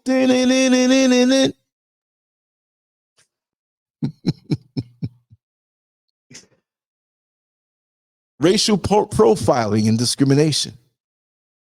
What's the remedy of that issue? We need to promote awareness, diversity training, and fair policing practices, advocate for equal treatment under the law.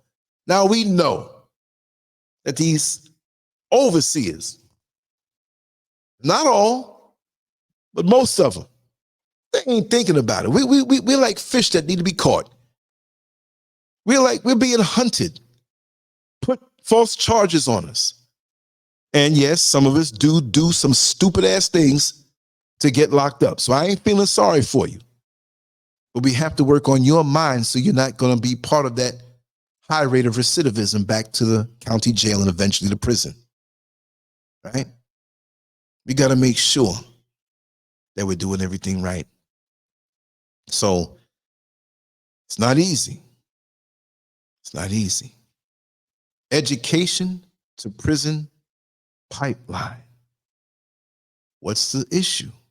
School to prison pipelines. Isn't it a wonder? I don't know how it is everywhere else in the world, but isn't it a wonder that schools, especially in, I don't want to say black hoods. I can't say black neighborhoods anymore because we as neighbors don't treat each other right. I can't say black communities. There are some left, far and few between.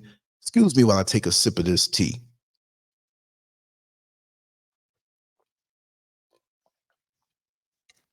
Because I'll talk my mouth dry. Y'all know that. By the time I looked at some old videos from years ago, I talked so much, it looked like I was one of the minstrel men with the white lips. But isn't it something how our elementary schools are not painted in a cheerful way, but they got them gloomy colors, weird grays, weird gray with a little brownish in it. Nothing exciting. And then to change periods, to go to the next class, ding, ding, ding, ding, ding. And so we grab our books and run to the next class. Well, maybe that's an effective way of doing it, but how come? The visuals of the school, the low lighting in the hallways. I mean, for us, I don't know about them other communities because it seems to be a little better over there. But this is why they say school to prison pipelines, because we are trained in this way that when we go to jail, when we go to prison, they may not have a bell, but we know at certain times, it's a certain time to do something. And then prisons are painted so gloomy. It's not painted to make you feel good because it's not a place where you should be feeling good. I understand that. But with our children, there should be vibrant colors.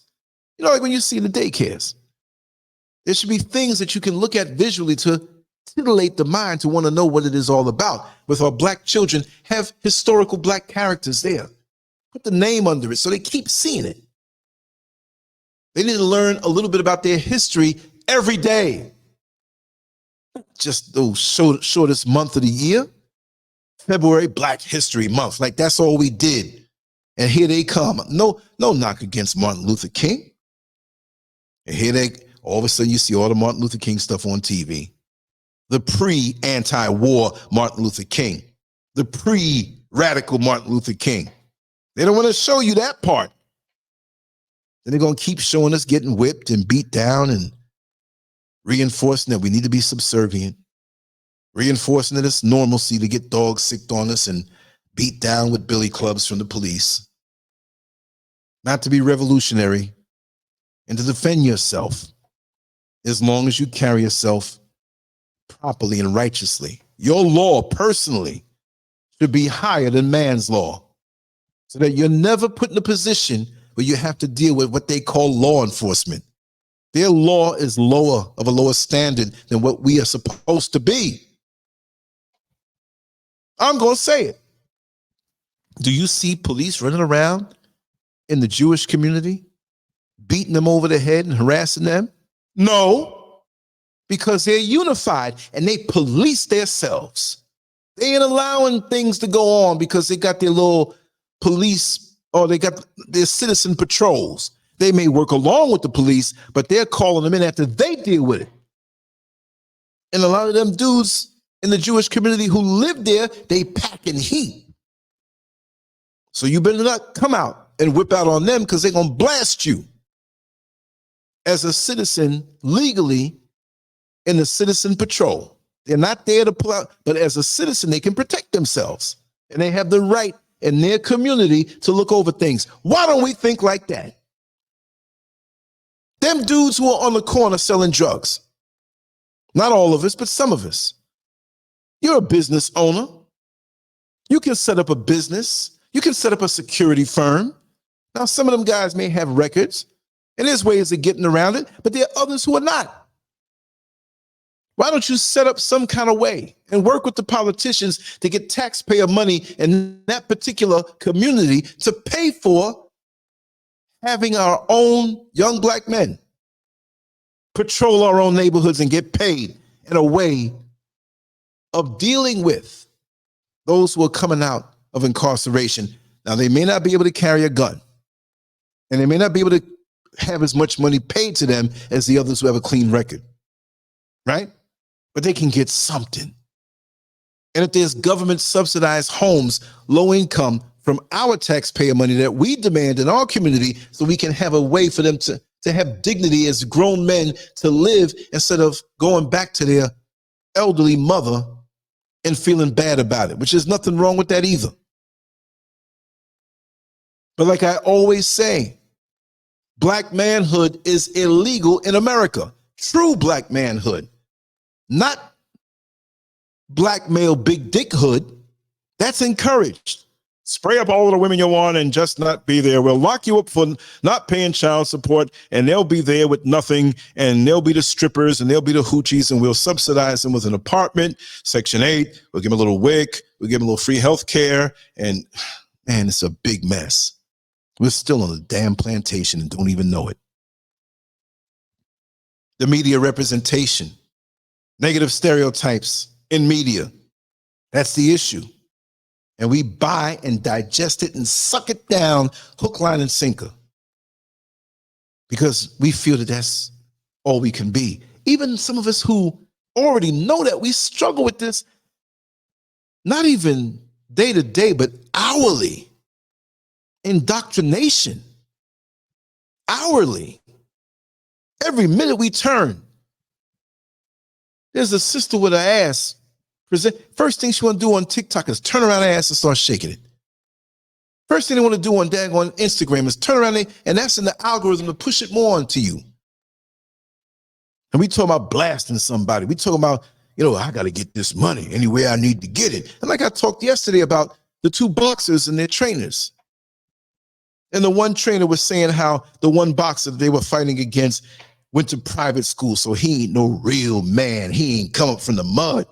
And like I said yesterday, those Negroes, and let me just say it raw, those niggers who think that that is the epitome of manhood, that you have to come up from the mud and you must be a damn gunman.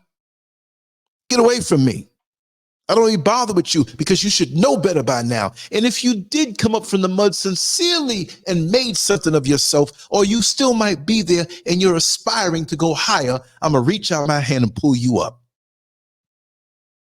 Black man to black man, or black man to black male who's aspiring to be a man. I'm going to pull you up. Encourage positive representation in media, arts, and entertainment. Promote diverse storytelling. I do that here. But look at it between the lines. That's the remedy. Encourage positive representation in media, arts, and entertainment. Whoa! Please tell me what media, arts, and entertainment companies we own. Well, Tyler Perry got something going on. Well, Tyler Perry is in control of other people, because if he really came out with his talents and abilities on a way to revolutionize the black mind, they would shut him down. He makes nice, kind of twisted, I'm not saying twisted bad, but he creates things, but it's nothing that overall is healing us. You see, because really and truly, music, plays, movies, entertainment by these celebrities, or stars, as you want to call it, they should deal with the issues that we're dealing with and show us the way out of that situation through entertainment to reinforce something remedial in our minds. But they don't do that.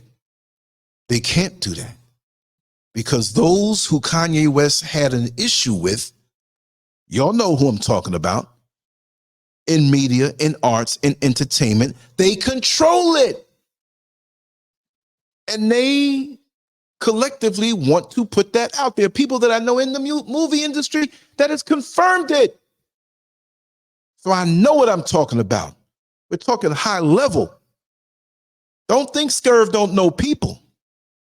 They tell me things, and it's my job to keep them anonymous while they are in position to make a change, but they tell me what they hear in these meetings and rubbing elbows with the bigwigs that they work with, not for, but with.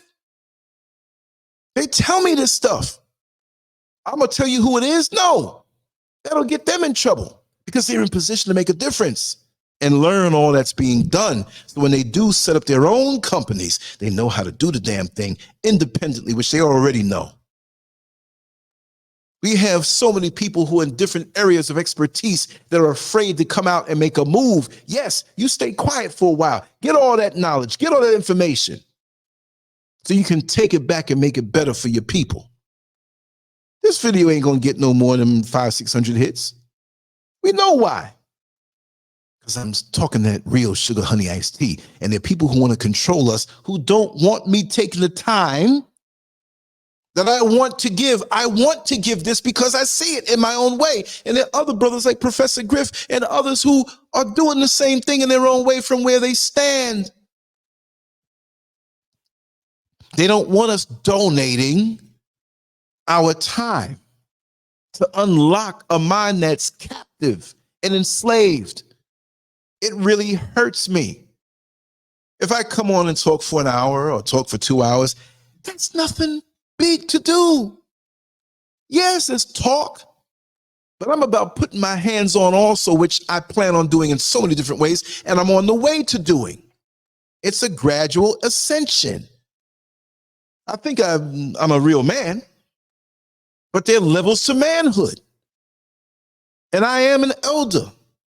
If not all the way, maybe it's not a chronological thing, but it is to a point. 10 years from now, I'll be 70 years old. So why not start on the higher levels and dedicate what I see to the world and for those who may lend an ear? Even if I'm not here anymore, they can hear this. And if it's not me, it's somebody else. I ain't trying to be famous. It's a platform that the address is LANCESCURV, and we push how we do because it's me. But I don't have to be out here for any narcissistic reason, because people who know me, even in my most decadent days, which involved several girlfriends at a time, I'm not proud of that, but I learned a lot from that. But even in those days, that righteous chip of knowing how we are looked at in the world was always there. It never left. I just took a turn left and made some decisions and indulged in a few things in those times. But I've always been this way. If you know me, ask anybody who knows me. I've always been this way. I've always defended us. I've always gave us the hookup or the heads up on what's really going on. Even when I was rejected, I only spoke what I know. I couldn't talk about things I didn't know. This is why study and research is very important, or we'll look stupid to those coons who may be better informed, who want to shoot us down as agents they are of the boule. Oh, much respect and much love to you, Al-Kebulan, man. You'll be 74 in 4 months. You know what you're talking about, because I see everything that you put out in the chat room. That's right. And we all have different ways to fight. It doesn't mean that everybody has to have a YouTube channel. You can be talking to the brothers on the corner. You can be part of an organization. There's so many different ways to be effective. Like they say, you have to fight the war on all fronts. This is why you have the Air Force to drop bombs from the air. This is why you have the Marines. You have the Army on the ground. Right? You have the Navy from the water. On all fronts, what's necessary. So we all can't be in the Air Force. We all can't be in the Marines. We have to fight it on different fronts. Who's going to cook the food for those who are there? This is why you have a Mrs. SCURV who may not have any battle gear on, but she's making sure that you're getting the nutrition that you need. You have a brother Neil Frazier, Dr. Ade, who are going to give you information to school you and brief you on what must be done in this particular battle of the day in the overall war. And understand that when you lose a battle, it doesn't mean you lost the war. Does a boxer lose the fight after the first round if he didn't win that first round? No, we got 11 more rounds to go. This is a war, and you have to think about it overall. But their arts, media, and entertainment will keep your mind blinded from seeing what it is that you must do, and will always be pleasure-oriented. Immediately, you get that pleasure. I ain't gonna lie. I try to watch what I eat. Well, Mrs. SCURV left a box of chocolates over there on the side table. And here I am in the middle of the night doing my shows and doing my work. And that box went from being something that looked small, it looked like it was something big, and an arm picked up in it and was calling me over. I said, okay, I'll take just this one piece. She wouldn't notice it. And the one piece went from two more.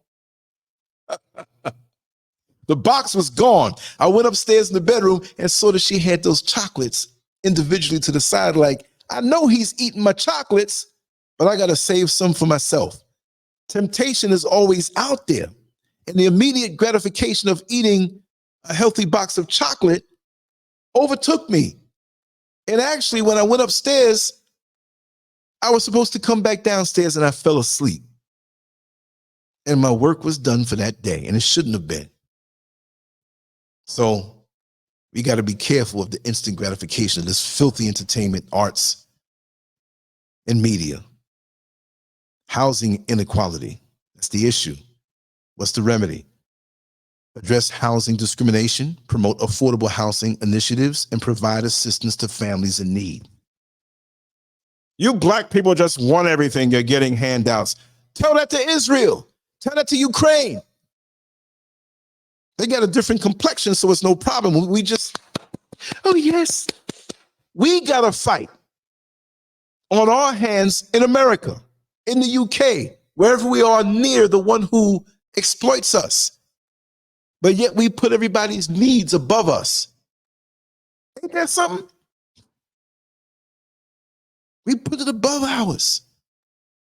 And we'll give our lives for the causes of everybody else. When it comes time to us, we're sitting there and we feel as though we're doing something wrong because we don't have the validation of the one who will quickly use us for their causes, but never back us on ours. So let me hear one of them talk about a handout. A low income, affordable housing, but you sending tanks and warships and planes and aid and doing it every year without even asking. They ain't asking, but they taking. But we living under the overpasses. We living in the alleyways. And the very ones who you sent over there to the various wars to help other people, they're destitute in America. They get a little money to survive. And when you go to the VA as a person who served, so-called serves your country, which you'd realize by now this ain't your country. They give you a hard time for that, to get medication, to get treatment for ailments that most of the time were things that you gained when you went into the military and went into combat, and they spraying all these weird chemicals, and now you come back with these nervous disorders, you come back with these psychological disorders, and there's nothing wrong with you and your intent, but they did that to you because of where you went. Take care of it. They make sure to enforce child support. And most of us are foolish when we're just looking to get pleasure from the woman and not any commitment or responsibility. But they encourage us to use our penises against our own will. When you go into their law enforcement, they damn sure will teach you how to use a gun. But as a man or a male aspiring to be a man, who's going to teach us the responsibility of utilizing our penis? It's a very powerful thing. And the system is set up to go against us when we don't take care of our children. But they don't encourage us to be that. They encourage us to be mindless males, following behind our dicks. Every vagina, every backside that is nice and bulbous. I love back. It's a beautiful thing. I'm a man. I have sprinklings of male in me that I keep in check because I'm a man. But what you want me to like? They encourage us as black males, those who are black males, I'm a black man, to get into the artificial rainbow And they're okay with that because you'll get support from the government more so as a homosexual male than you would as a black, heterosexual, straight, family-oriented man. And they want to strike down my videos and say, oh, it's harmful content. It's harmful to the hold that you have over our minds. If you take me down off of this, I'll go write some books and articles, and I'm already on other platforms. There comes a time in the fight, you may be fighting somebody who beat you down before. It's okay, but never let it beat down your spirit. So even if you still have the wounds, the busted eye, the busted nose, the busted lip, and you got to fight your enemy 2 weeks from now, and you still got the scars, your spirit should be intact. And you ball up your fist and you push that foot down into the ground as leverage, because all power when you're fighting is coming up out the ground. And you squat down a little bit and get the power from your hips, and here come the opponent. And it's not just about power. You got to use expertise. You have to be a fighting machine. You have to know your enemy. And even though you have the scars from the previous battle, you're there each and every time. Even if you get beat down that time, you're going to keep on fighting that enemy until you get that win. You cannot let them take the determination in your heart away. There's so many broken black men who have fought righteously for us. It's a hard fight. What I do is nothing in comparison to what many have gone through to lose their lives. I'm sitting here at home comfortable with electronic equipment around me. I can't say I'm some real revolutionary. I'm talking it. I'm just sharing what I know, but I'm not going to sit here and pump myself up and lie to myself. Be some pseudo revolutionary. No, I am not that. In my heart, I would like to be more so that. But this little bit of convenient, click a button and audio equipment and just talk. Look, I could be no more than a rapper. A righteous rapper. Because I didn't plan any of this. I jotted down some notes and looked at a few articles and I said, okay, and we're going to freestyle this. That's how I do. That's my ability. That's my talent. In the way that I'm made. Right? But we have to understand we're not trying to look for a title of being this or being that. We have to be real about it. And we have to be ready to catch that bullet on all levels for each other. We have to be wise and preserve ourselves here. It shouldn't be where we're trying to get an actual bullet. But when you know certain attacks are levied against you, you know you're doing something right. Like I said before, effective aggression.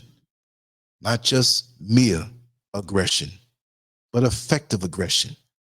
There's sometimes you're going to have to let that round go by in the fight to recuperate from the beating that you took in the prior rounds, to be strong for the rest of the fight, to think, to figure out the attacks given to you by your opponent, to say, okay, I see an opening here. Every time he throws the left jab, he doesn't pull his hand back to his jaw to protect his jaw. So the next time he hits me with the left jab, I'm not going to wait for it to pull back. When he pulls his hand back low, as soon as he tries to hit me with the left jab, I'm coming with an overhand right.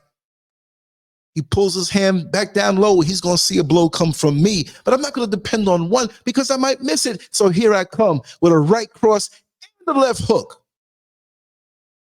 And even after to the left hook, I'm going to move my head because he's going to try to hit me, and I'll come with another blow to the solar plexus. Right cross after the jab. Left hook after the right cross. And a blow to his solar plexus, and I'm going to pivot to the side.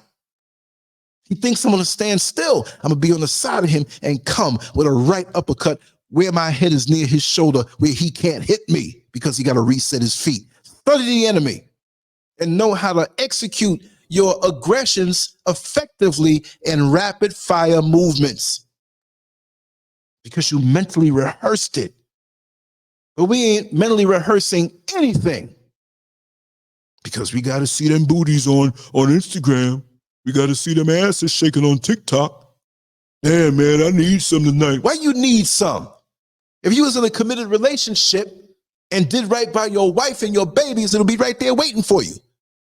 It ain't nothing better than a real woman, a complete woman who you're committed to, who you go out and work and bring all the money back home for that family. And she can see that you're committed. She makes sure you're going to have nourishment just the same way you could too. She could be sick as a homemaker. You cook a meal for her. You rub her feet. You talk the encouraging things to her. She'll create heaven on earth for you at that home. And when you come home, do you think you'll have to have the mindset of that clown in the street who says he need to get him some and never earned it? She sees that you earned it. And when it comes time to close that door, she gonna make sure to righteously wax you off with everything she's got because you earned it.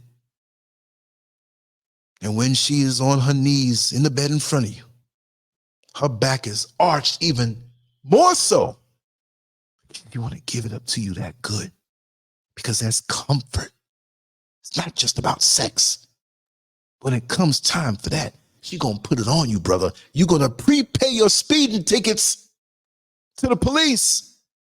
Say, listen, I'll be speeding for the next 5 days, so I'm going to pay for 5 days worth of speeding tickets because I got to get home to that woman that loves me so much and gives me heaven on earth. Just the way you have secured her and given her peace of mind and heaven on earth. I'm sorry I got to sometimes talk in basic languages, but there's some of us who don't know this have to hear it this way. Damn. I'm going to say it in a symbolic way. Why I got to go there like that? You ain't got to come with no slick lines to a woman. The woman is made to be there for you the way you're supposed to be there for her. And you talk about you a man. If you a real man doing what real men do to that woman that you have, you wouldn't have to worry about getting coochie because you know it's more than coochie. When you're with an outstanding woman on a mental, spiritual, and physical and emotional level who's committed to the children in that home, that base, that power base that undergirds you as a man, you ain't got to worry about a damn thing because you're fulfilling your role as a man. Males don't get that. Mere males don't get that because they don't want to earn it, because they want the dessert and they want to sample the dessert before the commitment of the meal. And after they sample the dessert, that's all they really wanted in the first place. So that's why they're gone. So why? Some of our sisters give up the dessert and plan on giving up the dessert better than the other ones, thinking you can catch a man, but it's about keeping a man. And really and truly, you ain't catching no man because a real man doesn't need that titillation to stay. If he sees that he gets it too fast, he ain't going to stay. If you offer it to him that way, because anything worth getting is worth waiting for. Anything worth getting, you need to pull back the layers slowly but surely. Even on a sexual level, what happened to seduction? What happened to titillating the mind? What happened to taking the scenic route? We don't have to take the express route and take a jet to go right to the actual thing. And on a sexual level, I'll say this and I'll move on. This is not about sex. But why are we so, I'm going to say it the street way, so concerned about busting nuts? I need to bust me a nut. So it don't matter who you rub up on then, does it? And that's all you're getting. Some of us, and I'll say it this way, some of us don't even deserve sex. Some of us don't even know, don't even need to know what an orgasm feels like because we didn't earn it. And those lower vibrational people who indulge in their low vibrational intercourse, like dogs, what you got and what you feel ain't as good as what a real man and a real woman feel who are committed to each other, because there's spiritual aspects to it. There are emotional aspects to it. There's a mental aspect to it. It's beyond the physical. The physical is the portal. You make the connection that way. But it goes into other things beyond that. So this is why you're indulging in this righteously. You're feeling all kind of things. You're realizing new levels. This is not just a animalistic humping contest. And that's it. No.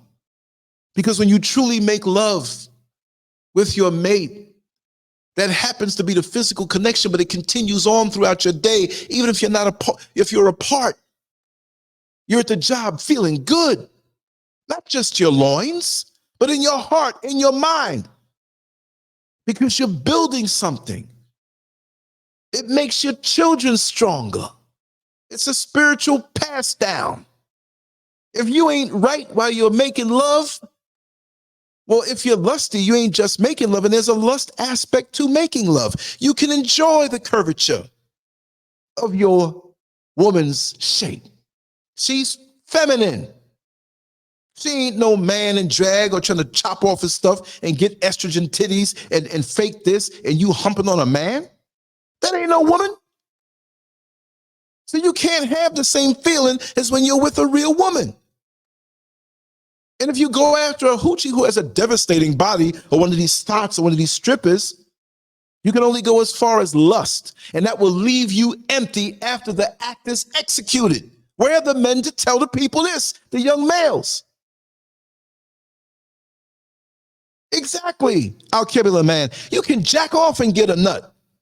Richard Pryor once said, I never knew a pussy was as good as my hand. That's safe sex. You know I don't say these words to be disgusting, but we got to talk for real. We're in a place where we're trying to be so politically correct that we don't say things. We need to talk to these young males out here raw. I think I'm going to do that on Patreon. And Patreon is only a means of supporting the channel, because I do this every day, and I'm not always going to be able to do like things on every single platform. Well, he ain't putting nothing up, so I'm giving it. I ain't going to. It's just supporting the channel where things come out regularly. It could be $1. We need to have sessions where we speak to these young men. I have a conference line. Why can't we get some young men together and get some of the men in the community to speak to these males and let them call in for wherever they are in the whole country? I'll set it up. I got the capabilities. This is why I'll ask for support, because of the platform, not so I can get rims on a car that I don't even have. I ain't gonna give him nothing because he wouldn't build that house. He got some money. Well, if you have equity, you do that, and it ain't gonna last forever. But what do I put my time into? But that pimp pastor who just wants your money to keep his women in the condo or another house, or hush-hush money from the little boys he's been messing with, you'll give it to him. And I'll allow others who are here to come on and add their piece if you want to. Hell, I'm getting ready to sign off soon, but it's not just about me, right? There you go. Look, click that link if you want to say something, even if it's just 2 minutes. Brother SCURV getting hungry, and it's 6 minutes to noon in West Africa. So, I started over 2 hours and 24 minutes. I've been talking. Time flies when you're having fun. Ain't that the truth? I'm having fun because I'm doing what I'm created to do. And like I said, many years ago, I thought my life was just fragmented. An odd job here, an odd job there, a relationship going nowhere here, a marriage that was one-sided in the past or whatever. And I thought my life was a bunch of filthy rags that didn't connect. I wasn't the guy who went to high school, graduated, went to college and got my degree. And I met a young lady, and then we got married and got this house with the white picket fence. No. And for most of us, if you think it's going to go that way, hey, for some, they've done right. I applaud them. And they're to be admired and as a goal. But it ain't going to go like that for all of us. If you want to come on in, you could say something. Really quick. I still didn't get through all my points, and I will, but if I hear that little quick, I'll let you in and say something. Drug policies, disproportionate drug-related arrests, reform drug policies, decriminalize nonviolent offenses, and focus on rehabilitation instead of punishment. Crack cocaine in the early 80s. They were handing out huge sentences for possession. If you were selling, it was even worse. Putting people away for decades. While on the other affluent side of town, the substance from which crack cocaine comes from, they got a smack on the wrist because they usually didn't look like us. That's racist. That's racism. You niggers are always talking about racism. What you're always saying this word. What do you mean by that? These people are always so funny. Look at the bottom of the screen, y'all. Racism is the process by which systems and policies, actions and attitudes create inequitable opportunities and outcomes for people based on race. And the source is from the Oxford Languages and Google. Read that. I'm going to let it flow again. I'm not even going to say nothing. Just going to say, let's have a moment of silence and read what's scrolling down on the bottom of the screen if you can see it. Read it. Internalize it. Taste it. It's the truth. So we need to have our ducks in a row to understand when people say these things to us and try to mentally beat us down like we don't know what we're talking about and what we're experiencing is not real. You have the right to express your experiences in life without curtailing it and nipping and tucking it for someone who doesn't want you to tell the truth. Because their illusion of reality, you don't have to bend your experience for. So if they don't like you for stating facts that this happened on this day, for me, if it makes them uncomfortable, tough titty, but you got to suck it. That's what it is. No more, because you'll die of emotional constipation because you couldn't express yourself. And I am not, whatever takes me out, it ain't going to be because of emotional constipation. But you better be prepared to walk alone when you speak the truth. Not what you think is the truth, but what you actually experienced in this life. I'm not going to sugarcoat it, and I'm not going to tailor it down because you feel uncomfortable about it. Hence, being shadow banned, hence being struck and channels taken down and all of this stuff. I don't care. I don't care. I'm 60 years old, beginning the old man phase. I don't feel like an old man. I'm just saying it as far as a joke is concerned. So I'm not going to sit here and hold back anything because I done got through it. I done got through 57 and a half years in America, spelled with 3 Ks, like a prison sentence.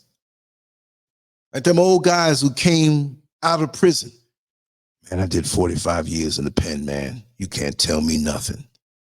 Well, I did 57 and a half years in that prison called America as a young man who was bright and promising, but the system, they're bots, they're agents, they're coons, they're boule, will come after you when they see you have the talents and abilities. They don't want you to rise when you don't have their mindset. And this is why we've got to protect our young black males and young black men.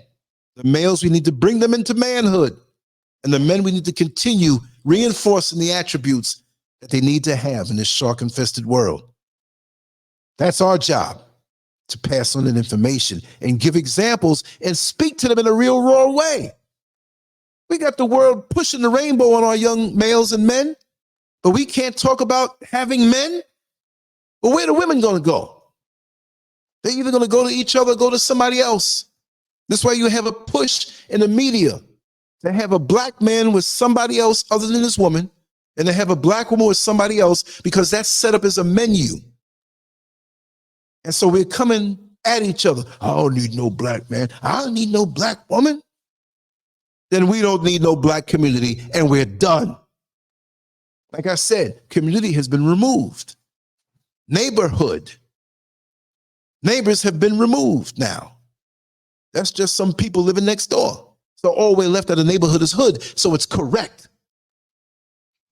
Even if you're community minded, but you're standoffish from those around you.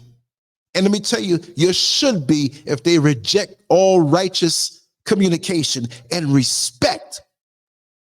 Now's the time to cut your losses and cut out the dead meat and the dead weight of your life. But you got to wait 200 years to be around people who are righteous in their movement? And you catch them in certain activity against you and your character? Get rid of them. Don't ever deal with them. Step over them. Because you got something to do for the people who need it and want it. Geographical proximity doesn't mean that you're in my corner, watching and peeping at me, probably jealous because my situation is different. Well, just suffer because we have to shine for the ones who need it. Got no time to be dealing with these low vibrational Negroes who are haters and proven haters, but now they want to come back around you because they see what you're really all about. But threw you under the bus when they thought you wasn't shit. The hell with you. Use your righteous energies for the ones who need it. Like I said, in a boxing match, you can throw 1,000,000 punches, but it's the ones that land that count. Effective aggression. If it can't be something effective, then don't look to execute it at all. Mentorship. Lack of positive role models. Create mentorship programs connecting young African-American, American-African men with successful adults who can guide and inspire them. That's our problem. We only think about our kids, our children, our this, right? Why can't we be an influence on so many people? I don't care if this video gets negative 200 hits. This is going to happen. I'm not a hitmonger. If we collectively can change the life of 3 people or 1 person or influence them, we did our job. So let everybody do the same thing and have the same mindset, but they don't. They're more worried about getting more money. For what? To go bring it to the enemy and put yourself more in debt. Why can't you go without driving a car for a year or 2 and taking public transportation and saving that money up for something bigger collectively? Why can't we have that type of commitment? Let's say if 10 of us put that money aside, we can buy maybe a downtrodden property and put it back together again with our collective talents. And we're looking for plumbers, we're looking for electricians, we're looking for people who do building, and we're looking for them to donate their time. And we can create something from nothing. To have a community center for the children. You have educators that have free time. Go down and tithe your time to the people who need you. Teach these different areas of expertise, plumbing, electrical, so that they can have a talent and ability to run their homes better without spending the money to pay somebody who doesn't look like you to come into your community and make a killing off of your ignorance. Why do we have so many Chinese food neighborhoods, Chinese food restaurants in our neighborhoods? Yeah, it's nice to not have to cook sometime, but why is it nice to not have to cook and take somebody else's poison in our system? When you make that order of heifer fried chicken and pork fried rice with all that extra soy sauce and duck sauce, and you look in the back, they eating something that don't look like what you ordered. But we blowing up all these big dark patches between our legs and on the side of our face looking like skid marks, consuming this crap, fried up crack. Oh yeah, crack, right? It was like crack. My Freudian slips are intelligent too. That's an advantage. And you keeping them in business. When you walk through their neighborhoods, they don't want to see you, but they can set up business in your neighborhood. Well, if you like that food so much, eat a healthy alternative, cook it at home, or support somebody who opens a restaurant that will make it taste better in a healthy way. But we only think about what's presented to us. And that's the problem with us. And it's black women too, who are low vibrational, but I'm focusing on black manhood.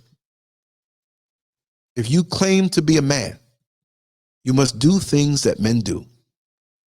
If you're not, then you're not that. You're just a male in drag acting like a man. Like a male in drag acting like a woman. And so many of our perverse brothers are driving around in the red light district lusting after men in dresses. No fly or no insect or no bumblebee lands on a fake flower because it knows it's not going to get no pollen out of the fake flower. Better back in the day that you drive around a whole stroll, that's what they used to call it, where the prostitutes are, and go pick up a real woman. It might be low vibrational, but it's still a woman. Look where we've come, where so many celebrities are busted. Come on, y'all. I'm not defaming anybody, but long before Eddie Murphy was famous, we all knew, those of us who grew up in New York, that he loved to go and pick up men in drag. We knew this. We know a lot about the people who grew up around us. I'm not putting him down. I love the brother. I love his comedy. He's one of the best. We love boxing. So many people love Oscar De La Hoya, who I have on my video and met, and he did a little intro for me. You're listening to the LANCESCURV show. This is Oscar De La Hoya. But it doesn't stop the fact that he loves to go up in a hotel room with 2 and 3 women, not to indulge with them and enjoy their physical offerings, but to sit there and bring plastic phallic symbols, right? And bend over while he has fishnets and high heels with makeup on. The great Oscar De La Hoya. When I met him in 2012 before the fight that, oh God, the name is, Miguel Cotto. I met Miguel Cotto that day also. One of the great fighters of our time. Right before he fought Floyd Mayweather and was in training, and they had a media day. You dig deep enough on these pages and you'll see. You know? De La Hoya was there, they were there, and I stood off to the side and I said to myself, look at this guy. He's got millions of dollars. He's a millionaire and a star, but he has things under the hood of his mental vehicle that need to be dealt with. And on so many levels, he's such a strong individual to do what he did in the sport of boxing. But on the other hand, he is a weak individual, not because of his perverse preferences, which I don't know nothing about and I'm not interested in, but because there's certain aspects of his life where he's shown weakness, where you think that he was strong. And so with many, on the wrap up, with our black men, or more so males, we make up for the deficiencies that we know that we have secretly by acting more alpha, acting more tough, acting as though we are the strongest individual in the land and you need to fear me because I am all that. But behind the gorilla suit lies a scared and hurt and traumatized little boy. And we learn to make up, or we think we're making up for the deficiencies by constructing a persona and a personality and an outward appearance of being so strong. But it's only an exoskeleton, which is a skeleton that is on the outside of the body, made to protect us because of the voids that we know we still carry. And I can test those voids and see what it is. From many years ago, when my mother went back to college because she graduated from the Juilliard School of Music in the early 50s. But she went back to school, and while she was studying, and you know, they always give you these psychology courses along with the things that you're taking it for, because she now wanted to teach.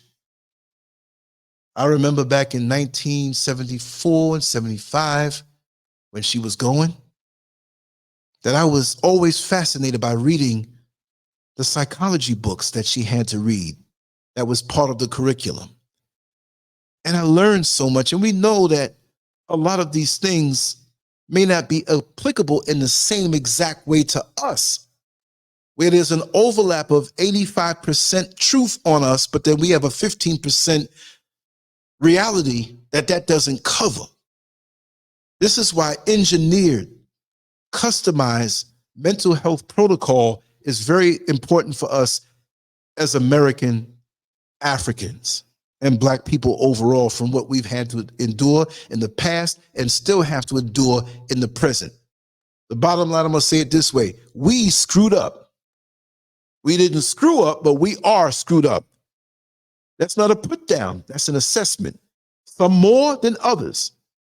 But there's no way that we can navigate through this world that is really an obstacle course on so many levels and be successful, not just monetarily, because they will allow some of us to gain the monetary so they can say, what's wrong with you? Tyler Perry made it. T.D. Jakes made it. Oprah Winfrey made it. Beyonce and Jay-Z made it.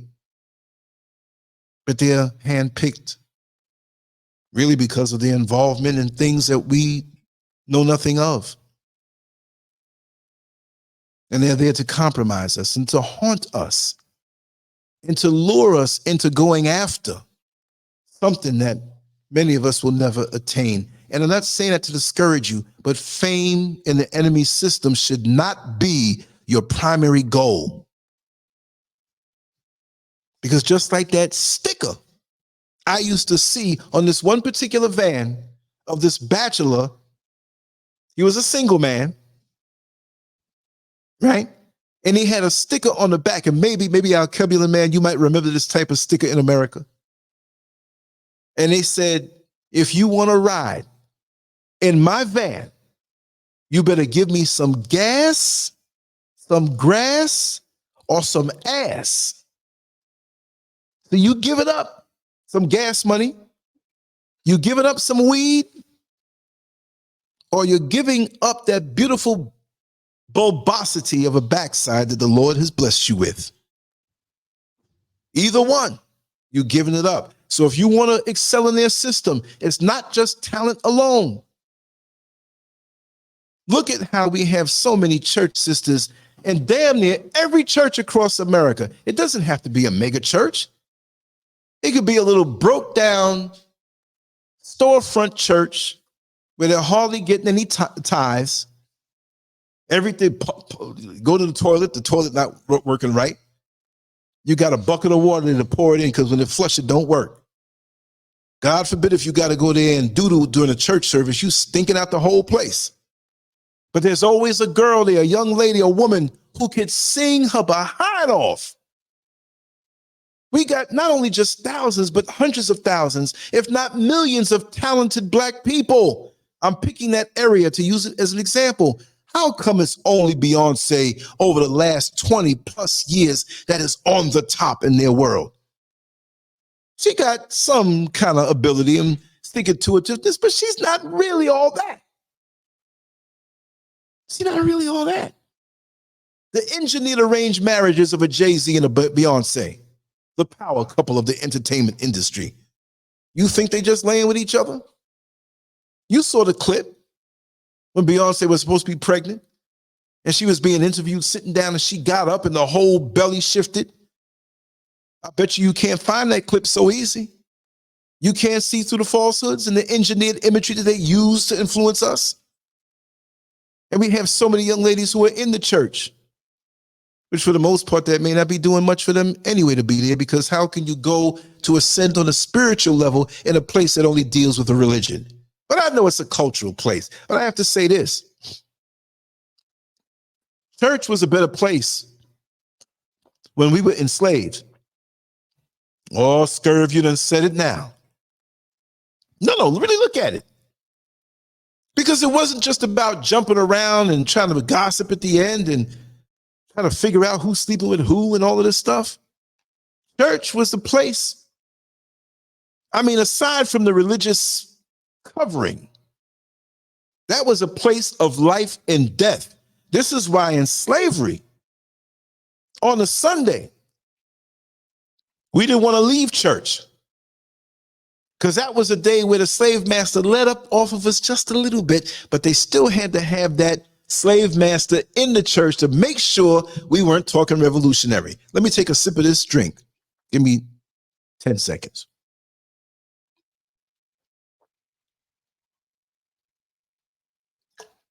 Ain't nothing wrong with hydration. Make sure to drink your water, folks. Most of us are walking around dehydrated, and it's like driving a car that's low on oil. The engine is grinding. Our kidneys are grinding.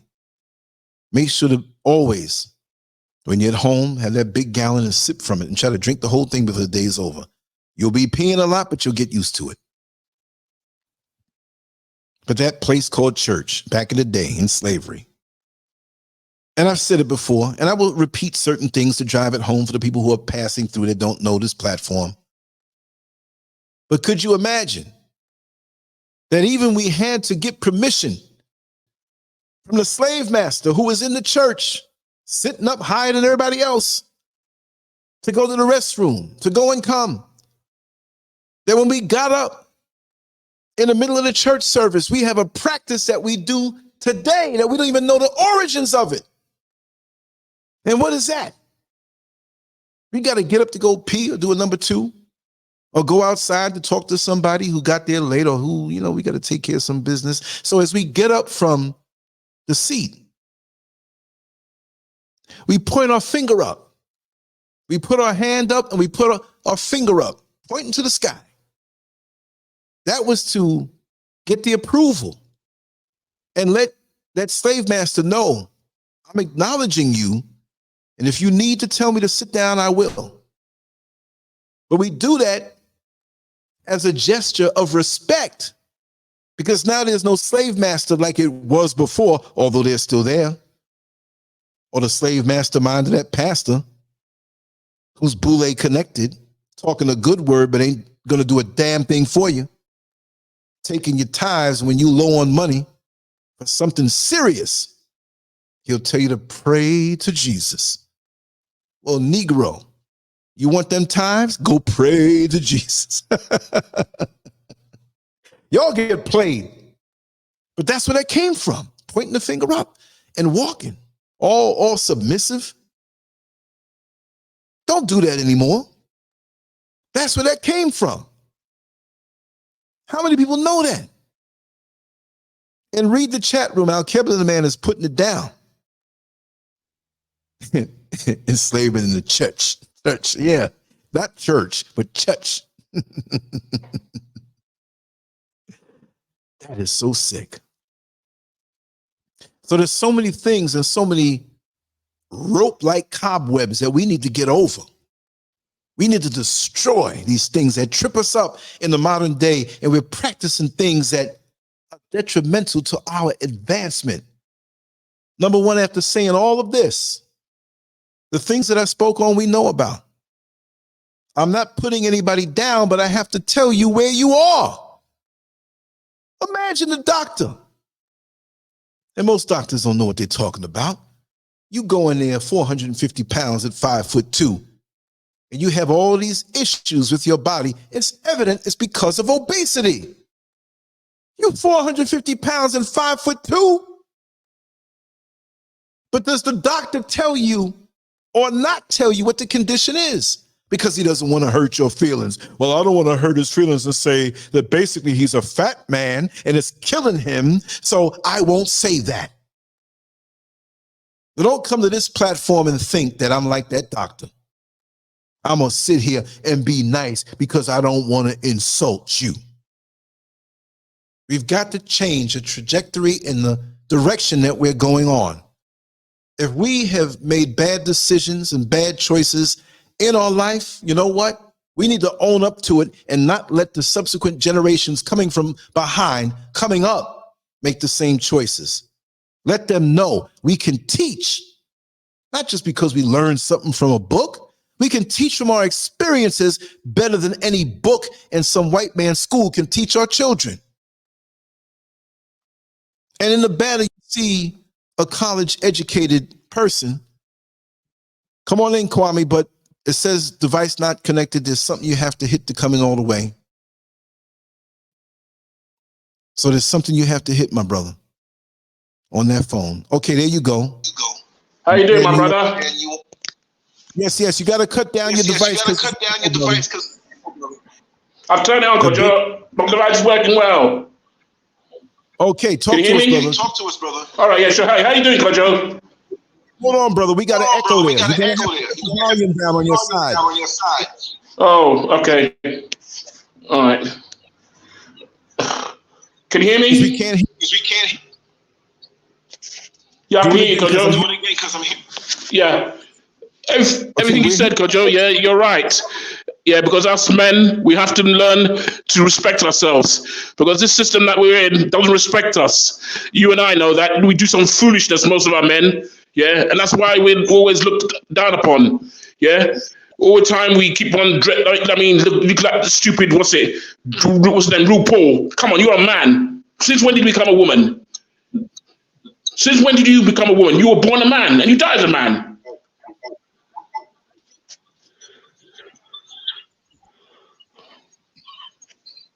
You're right. Talk to us, man. Because listen, man, and also another thing as well, Kojo, everything you said, I love you as my brother. Yeah, you are right to be unapologetic. I love brothers and sisters that are unapologetic, speak their mind without fear or favor. Yeah, because the system that we're living in, my brother, is toxic, evil, and has no respect for African people.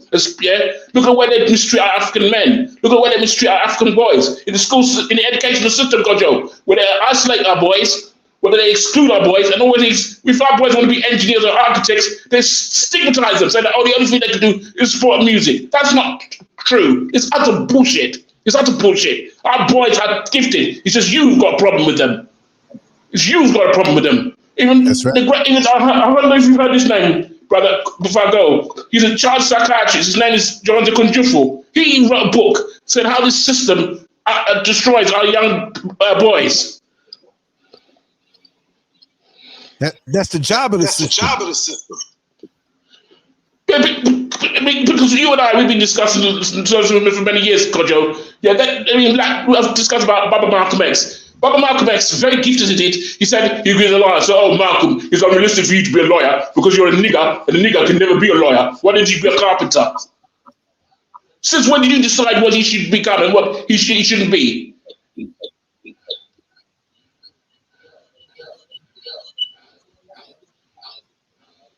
You're right. Absolutely. My brother, I know you're tired and you're hungry. My love to you and Lily, yeah? You take care of yourself and don't work too hard. It's a labor of love, brother. One love, brother. Thanks. Thank you so much. When you love what you do, it's not a problem at all. Let me drop this link again. My phone is under wraps right now. It said that it had moisture in the charging port. So I did everything that I could, and I just did what I know to do, is to put it in a big Ziploc bag full of rice so it can dry it out. I'm saying this because if you had a problem coming in this way, I would have you call in through WhatsApp or hit the link that way. But my phone is not available. I'm talking to everybody through WhatsApp. And if you call me directly and I don't pick up, not through WhatsApp, and I don't pick up because my phone is off right now, dehydrating until it can come back on later on. It better come back on. Yes. You see that? Alkebula, man, it's nothing I'm doing, but it's you know what it is. Oh, they said that? They said you violated community. What? They clocking not only the show, but they clocking the daggone program in the comment section.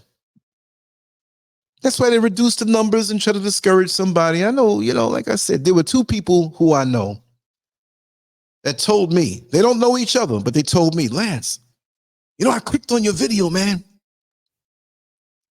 And I looked down and it said you had 850-something thousand subscribers, almost 1 million. And then it blanked out and came back and said the 117 that's there.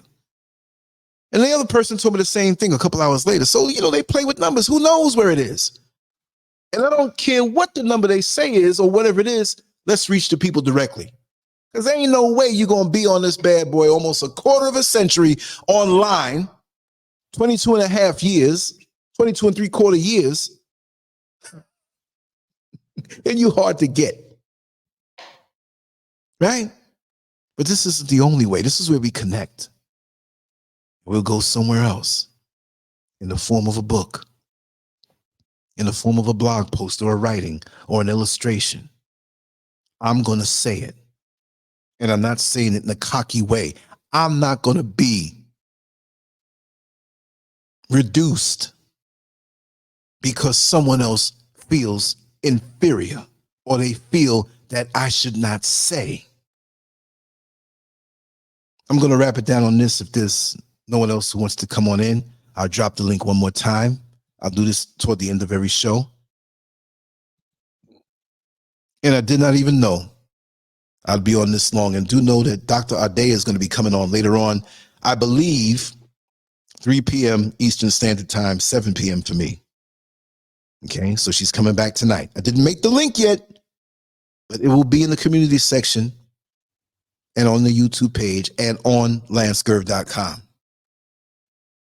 I'm committed to being consistent, even though I still have construction going on and changes positively going on. But in a little while, I'm going to go out on one of them balconies and eat and relax. But I'm not going to sit here and lowball myself with the talents that my Creator has given me. Back in the 60s, when we were being beat down in the civil rights movement, we had a young, handsome, athletic, witty, intelligent man named Muhammad Ali burst onto the scene in the sport of boxing, which that was his platform, and he was made perfectly for that time. And he told everybody, I'm pretty. I'm the greatest. I'm the best that there ever was. Now, his idol, Sugar Ray Robinson, arguably can be said to be that over Muhammad Ali. So this is why we say as a fighter, as a heavyweight fighter, nobody could touch him. But he fashioned so much of his style after Sugar Ray Robinson. But we know what Muhammad Ali was doing at that time.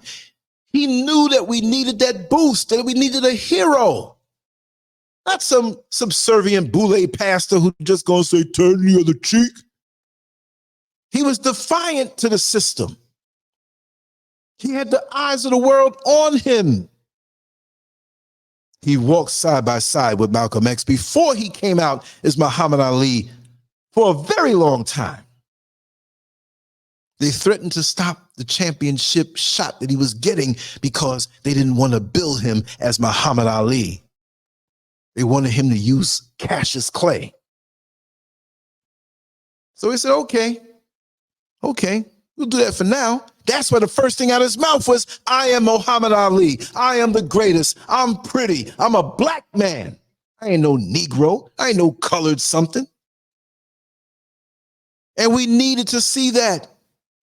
And so many of us who are a bit timid to speak out on what we knew to be the truth about us, we saw it in public, in front of us, in what the white media deemed as controversial, anti-establishment, but we needed to see that.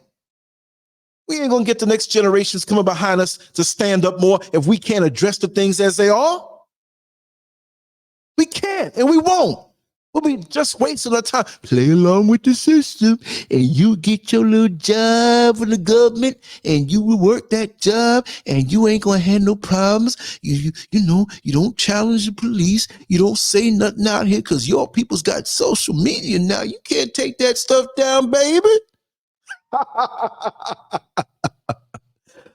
Modern day coons. Some of us have to sacrifice and not have those things. Some of us have to depend on the support of the people to speak what they may not be able to speak, because if they spoke it, they'll lose their livelihood. I understand that. It's going to get rough out here. It's going to get rough out here big time. I love you too, Gina.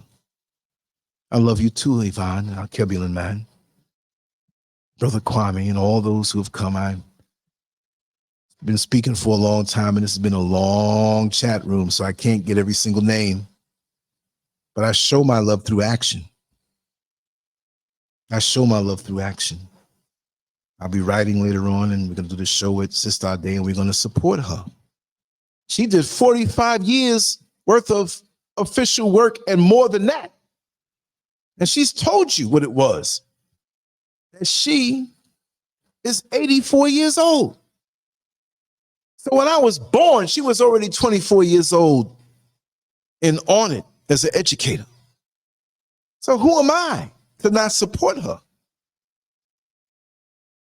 I mean, she's the split image of so many family members and friends of my mother growing up, dignified, educated, but not indoctrinated. And this is why where I draw my strength from. Because now that I'm becoming fully activated, not all the way, I still got a way to go. It's effortless for me to sit here and wake up out of a deep sleep, come down to our computer, set up a show, make a banner, pick a title, and shoot from the hip. And y'all are still here because of my experiences and what was put into me. So I ask my Creator to always use me as a righteous tool, even when I speak different languages, meaning that when I have to reach the low vibrational brothers, I don't just bust out like that. But if I have to tell a joke that catches their eye and then bust them over the head with some truth, I got them. And that's what I used to do when I worked with the incarcerated. That's why many will pass through here. I won't blow them up. They know who they are. But I'm glad I had a chance to cross paths with you. I had a dream last night, and I'm going to wrap this up, about the brother who was on crack that used to ride my bus. And before that, when I worked in the Orange County Department of Corrections, he was a frequent visitor there because he was on crack and did little things to get locked up. And for years, I got to know him. And I always told him when he was incarcerated, I said, man, there's something different about you. There's something good about you. He's on my social media, but I'm not going to tell you who he is. Because I told him, brother, I'm waiting for that story to come. I'm waiting for that phone call where you call me and say, Lance, I'm ready to tell my story. And I've been telling it all these years, but he can tell it better. And one night, I was coming home from working as a bus operator, and oftentimes he would ride with me and talk with me when he was free. Because before, when I worked as a CO, I knew him from inside. But the times that he was free, he was out. He was still smoking. Very intelligent brother, but he'd been locked up from the time that he was in his mid-teens as a juvenile up until over 50 years old. Never had a job, hardly went to school, but he was intelligent. He was born with this way of thinking. You couldn't fool this brother, but his intelligence was used in an improper way because his mind was caught up in crack. You see that? You're right. She looks better than some of these skeezers who are half her age. Talk about Dr. Ade. That's right. Very attractive woman. It's not like, oh, you look good for your age, you're an old lady. No. When she first reached out to me, I said, who is this woman? She looked good. I don't mean that in a bad way. I'm saying we as men still know, like, wow, you look good. You're not thinking of stepping out on your woman or nothing like that, but we know, and sisters, you know when you see a good-looking man, like, damn, he's a good-looking man. Let it stop right here. You know what I mean? But he would ride the bus with me, and we would talk, and I would encourage him. One day, as he always did, he would ride for hours with me. And I'm driving the bus, paying attention to the road. And I noticed that he stopped talking for a while. So I kind of glanced up the corner of my eye and I saw the tears streaming down his eyes. And he said, Lance, man, you never gave up on me. You always talk with me. I'm telling you right now, I'm sick of this, man. I can't live like this no more. I can't live like this no more, man. And I said, I understand the tears and I'm glad the tears are coming because that's an indication of the change that's going on inside of you. He said, man, but you talk with me all these years, man, from when I was getting locked up, and I've been doing things I can get locked up again, but I've been, beating the system. But man, I want to thank you, man, but I ain't doing this no more. I said, any way I can encourage you, I will. And one night, I got off of work and I found him. He wasn't high. He was just walking down the streets that he knew very well as a person who was addicted to crack. And I knew the areas that he was in. He lived with his mother, but his mother wouldn't let him in the house. She let him sleep in the garage outside. She says, as long as you're on that stuff, you're not coming in here. I understand that. And so after work, I found him. I said, come on, man. You ain't dirty now, are you? He said, man, I told you I was. I said, man, I have to ask. Come on, let's get something to eat. So we went down to the fish joint. I was dipping and dabbing in different foods at that time. Got some fried fish, French fries. I said, man, get as much as you want. We're going to eat tonight. And in actuality, this was about maybe 2:30 in the morning because I would always drive late. So I got off late. Right? So as we sat there, he told me his plan, that he's going to look for work, although he has never worked before in the traditional sense. And he has the longest record that you ever want to see. A long, scrolled out record. If you can roll out toilet paper all the way till it gets to the little cardboard piece, that's his record was longer than that. Now he would joke and say the exact thing. That's why I'm saying it. See? So he told me he was going to look for work just doing labor. And I would see him try to get work and he'll always get rejected. I continued to encourage him. And so he had this bicycle that had no tires on it. Well, the front tire didn't have a tire, but the back tire had a tire, but it wasn't inflated all the way. It kept losing air. So he found out about this job in the next county over. And he rode one of the buses that went all the way over to that county, and he had to ride on that bike. And it was nothing but wilderness in that area in Brevard County.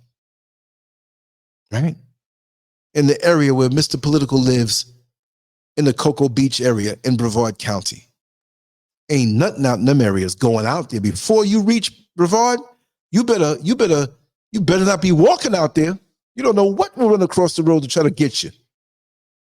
Mosquitoes? Shoot. Coming out at night. The mosquitoes come out at night. The mosquitoes come out at night. Chew you up like an all-you-can-eat dinner restaurant. So he rode that bike out there. And I saw him 2 days later. And he told me he got the job. Well, that was a Tuesday night, and I saw him on a Friday. They hired him immediately. He was up front with them. But what he was doing there at that particular company was some menial work. And they locked up really heavy. There's no way he's going to get in there and steal the equipment that they had. I mean, that's what they were thinking, I know. And they weren't paying him much because of his downtrodden resume and criminal record and drug usage. Not putting him down, that's just what it was. But remember, he never worked a job. He started getting locked up from 14. He's over 50 now. He was determined. He said they allowed him to sleep outside in the back of the warehouse. So the little money he had to look for a job, he had to go into town, into Cocoa Beach area, and find some clothes that covered him. Because he ain't going to sleep out in the back with a short sleeve shirt. So he found some type of head covering to cover his face, like some type of mask that you use when you deal with the bumblebees, right? And he pulled up a piece of cardboard under the awning there and slept till the morning. When they came to open up the company, right? This is some big warehouse. He would go into one of the bathrooms in the handicap store and take his bath, take a sponge bath. He told me he'd run the water until the sink overflowed because he jammed the drain and get under it naked on the tile floor and scrub himself off and rinse himself off. He was determined to keep that job. And so months went by. I wouldn't see him as much because he'd stay out there all week. And maybe I'll see him on the weekend if I happen to be driving on the weekend, which I had so much seniority, I didn't have to drive on the weekend. But I'd check up on him.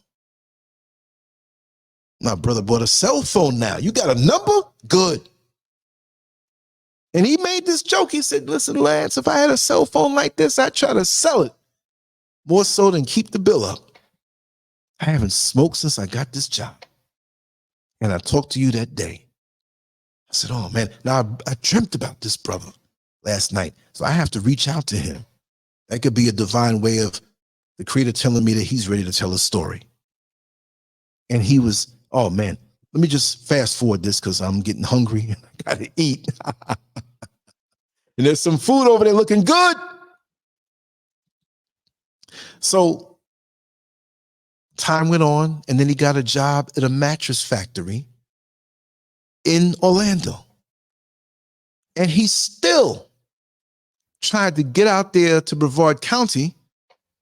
Well, now he had bus fare, and he tried to handle both. And he came to me in an apologetic way. He said, Lance, help me with this. I don't want to lose that job that I have. I said, you're running yourself down with that commute, man. And you're sleeping over there, and you're trying to do this job and run over there. You need to let that one go. You prove something to yourself, and you prove something to me. But I always knew you had it in you from the days that we met when I was working as a CO and you were locked up, and we'd had them long conversations. I didn't invest that time in you if I didn't see something in you. You have it in you to do. You just probably didn't have the right person to encourage you and not believe in you, but to know in you. So he's a couple years younger than me, but we're talking about mentorship. Doesn't have to be some 8-year-old boy. It could be the next brother next to you. He might be older than you. We're not going to get the positivity from the media and the arts and the entertainment and some of our coon-like peers who want to discourage us and hate on us because they see the potential that we have on the inside. We got to give it out to whoever needs it, y'all. Because when we see somebody smiling at us after we say, how are you today? And they smile and say everything's okay and go home and put a bullet in their head. They weren't okay, but they weren't okay with telling you because they didn't trust nobody. So we got to reach out and pierce the facade of what these people put out when there's a storm lurking within. So he worked at the mattress company. And he also worked as help for a plumbing company. And then he learned plumbing. Then he got certifications for plumbing. Then he printed up his cards as a plumber. And he would do the odd jobs or hard to do jobs. He did this on the side, working for the plumbing company, and he still had the weekend hours at the mattress company. He said, man, if I can still go out to Brevard County on that bike that didn't have rims or didn't have tires on the front rim and a flat tire in the back. The last time I went out there, it was pouring down raining. I ain't care. The sweat off of my forehead was mixing in with the rain and burning my eyes. A couple cars almost hit me, but I was determined. We can do it, y'all. We can do it. And so after that certification and all the paperwork that he had from learning plumbing as an assistant, pass me this, pass me that, sweep the floor, go to the store and get this, and go to McDonald's and get me some, all that as an apprentice, as a man who never worked a job before, taking on a skill. After his brain, I have to say it this way, after his brain was fried up with crack for decades, it doesn't mean you can't make it. The body is self-healing. If you put the right foods and the right thoughts and the right environment with the right people, you can do it. He didn't go home and say, let me go sleep at the crack house and I'm trying to get off of crack. He said, man, I see some people out there I ran with, man, and I wish them the best, but they're like, come on, let's hang out. He said, no, I can't hang out with you. So he also began to learn electrical. And he wasn't someone who apparently was wealthy overnight. But now his mother didn't just allow him to sleep in the garage. She saw the change in him and with tears in her eyes, tapped him on the shoulder and say, baby, you need to come on in and go sleep in your room. And they both held each other and they cried together. Because I know firsthand, as you will know, My brother's 11 years older than me, and he's smoking crack right now. He never stopped, but before then he was doing heroin. I grew up knowing that he was a brilliant man, college educated, but he had that issue. And there were times when it seemed as though he was getting right. And my mother was so overjoyed. And I was overjoyed thinking I'm going to have my brother back. I never had my brother back. The drugs got him. So when I see brothers out here who need a little bit of encouragement, I do it because I wish someone had spoke to my brother in a way that would help him. I'm 11 years younger than him and 7 years old, and he's 18, and how could I reach him? The streets got him. And I still righteously pray, not as a Christian, but as a person who has the righteous energy to know that if we throw out our energy, it's effective and powerful. You know how we do. You think of somebody and 5 minutes later, they call you on the phone. If that's not power that you don't realize that you have, then what is? That was a form of prayer. But we were taught that it's something we have to get down on our knees and pray to some white Jesus. We got to reconnect with that creator and God inside of us to make it something effective in our lives and move mountains. So he said that was the best sleep that I ever had, not because I couldn't afford it now, because I had a little money to go and get a little hotel room, but because she accepted me back into the house. For a while now, because of our work schedules and how busy he was, I didn't see him for a long time. So I was in Walmart late one night after work, and it was someone who tapped me on the shoulder.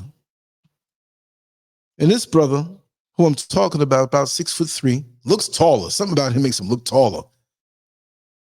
I turned around, it was him. He was dressed so nicely, looking clean. A handsome brother, no homo. And we can say this about our brothers and not think that somebody thinks it. We need to give compliments to each other. Yo, man, you're getting in better shape, man. You really getting in shape. Man, you look good in that outfit. Where'd you get that outfit from? Where'd you get them shoes from? Man, you got it going on. Ain't no pickup homo line. Brothers need brothers to reinforce each other the way we used to do in the barber shops. When we talk our man talk and have our male bonding. Now it's only male hating going on. And wherever the bonding is going on, more power to you. And when I saw nice shirt, nice pants, shoes, nice watch on, clean. 2 shopping carts full. I said, brother, I don't have to ask you how you've been, but I'm going to ask you. Talk to me. He said, Brother Lance, if I don't ever see you again, I want to thank you for those conversations in the jail. And those conversations when you let me ride the bus. Never charged me because you knew I didn't have anything, but you encouraged me. Night after night, month after month, week after week, year after year. He said, it's God. But he damn sure used you as a tool, brother. Because if you put me down and made me feel less, you didn't know how much I looked up to you because of the things that I see you do online when I got a chance to see it. I didn't know way back in the day. I heard about it. But even when I didn't see you as much because of my new work schedule, I've been checking you out. And he's going to know when he watches this show because he watches all of them that I'm talking about him. Brother, please. There's other people out here who need you to encourage them and tell the nitty gritty. You don't have to show your face if you don't want to. But let us hear your words and come forward. And if there's anyone else out there that has a story to tell, along similar lines, it doesn't have to be exact. It doesn't have to be drug abuse. It could be that you survive trauma and abuse, and there are people who want to know how to overcome it. Please reach out to me. You see the number there in the bottom, 407-590-0755. WhatsApp or straight calling. but not today because my phone is in a bag of rice. Trying to get the water out the charging port. But you can leave me a WhatsApp message and I can see it on the computer and still respond with a voicemail. But he told me he has a crew of workers that work under him. He has 3 job sites right now that in various levels of construction, he's going around to make sure the work is being done right. He has all his licenses now. Look at that.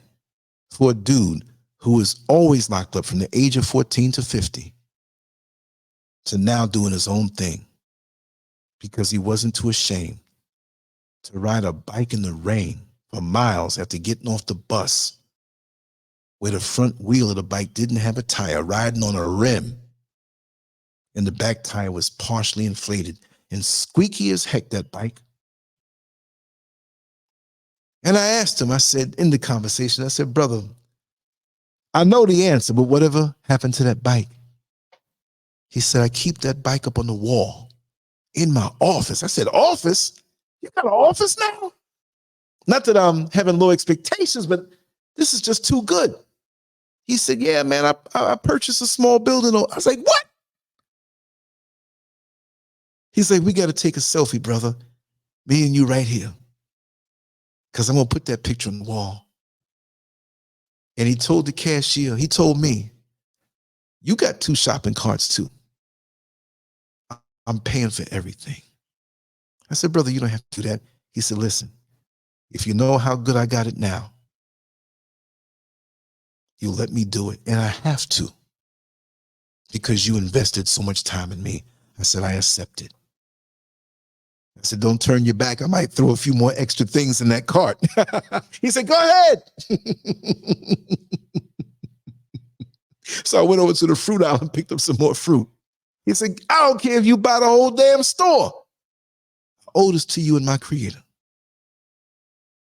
So we need to look at solutions. We know the stereotypes are there, but we don't need to buy into the stereotypes. We need to go for the solutions. Because so many of us, all we need is a good word to be set straight.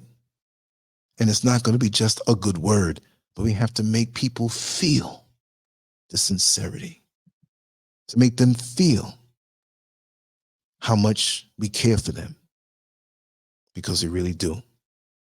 Anyway, it's been good. I did not know I was going to be on here for 3 hours and 23 minutes, but it was necessary. That's my heart speaking to me. In a couple of hours, we're going to be on with Dr. Ade, 3 p.m. Eastern Standard Time. Now, if she changes it because of preparation, it will be that. But keep an eye on the community section of this page, because I do drop things there. Many people don't, but guaranteed, once I make the link, which is not made yet, don't look for it because it's not in existence yet. I may make it later on or after I get something to eat, but I got to get some sunlight. This African sun is a beautiful thing. 0 latitude and 0 longitude I'm in right now. That means it's a very special place. And for those who came from here, who are in the diaspora, know that you're special too. That's why you're under attack daily on a mental, physical, and spiritual level. But you're worthy and you're equipped for the battle. I just want to say much love to you all. Salute to my brothers and much love to my sisters. I do this out of love. It's a labor of love. And I'm going to keep on going until my creator has me transition.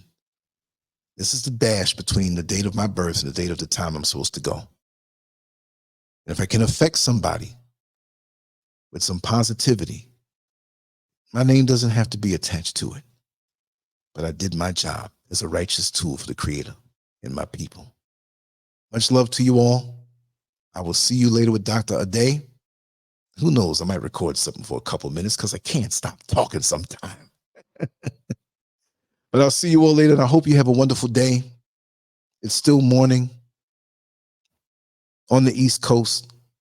What is it, like 5 minutes before 10? Man, I was early today, huh?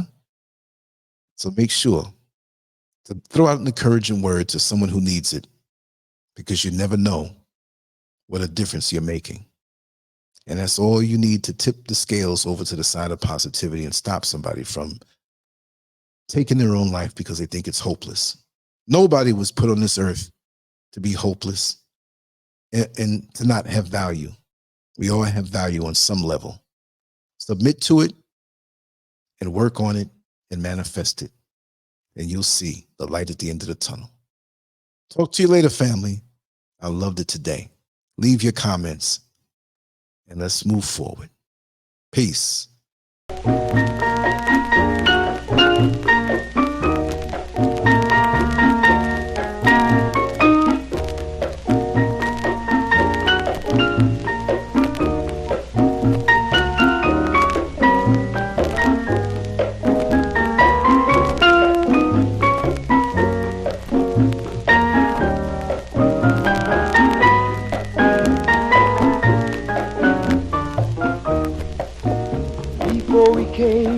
To America, we were living in the east. By the Nile River, we were living in luxury, enjoying freedom, justice, and equality. We wore silken robes and slippers of gold. We were the wealthiest and the wisest people, I'm told. Now we are the poorest of the poor. Nobody wants us at their door. So, my friend, it's easy to tell. White man heaven, black man hell.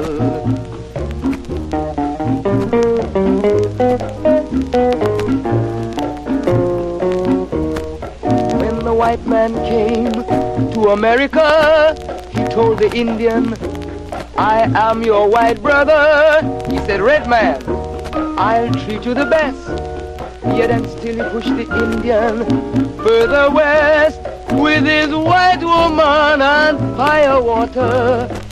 Tricks and lies, he stole America.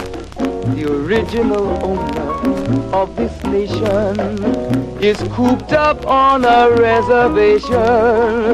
So my friend, it's easy to tell. White man heaven, black man hell.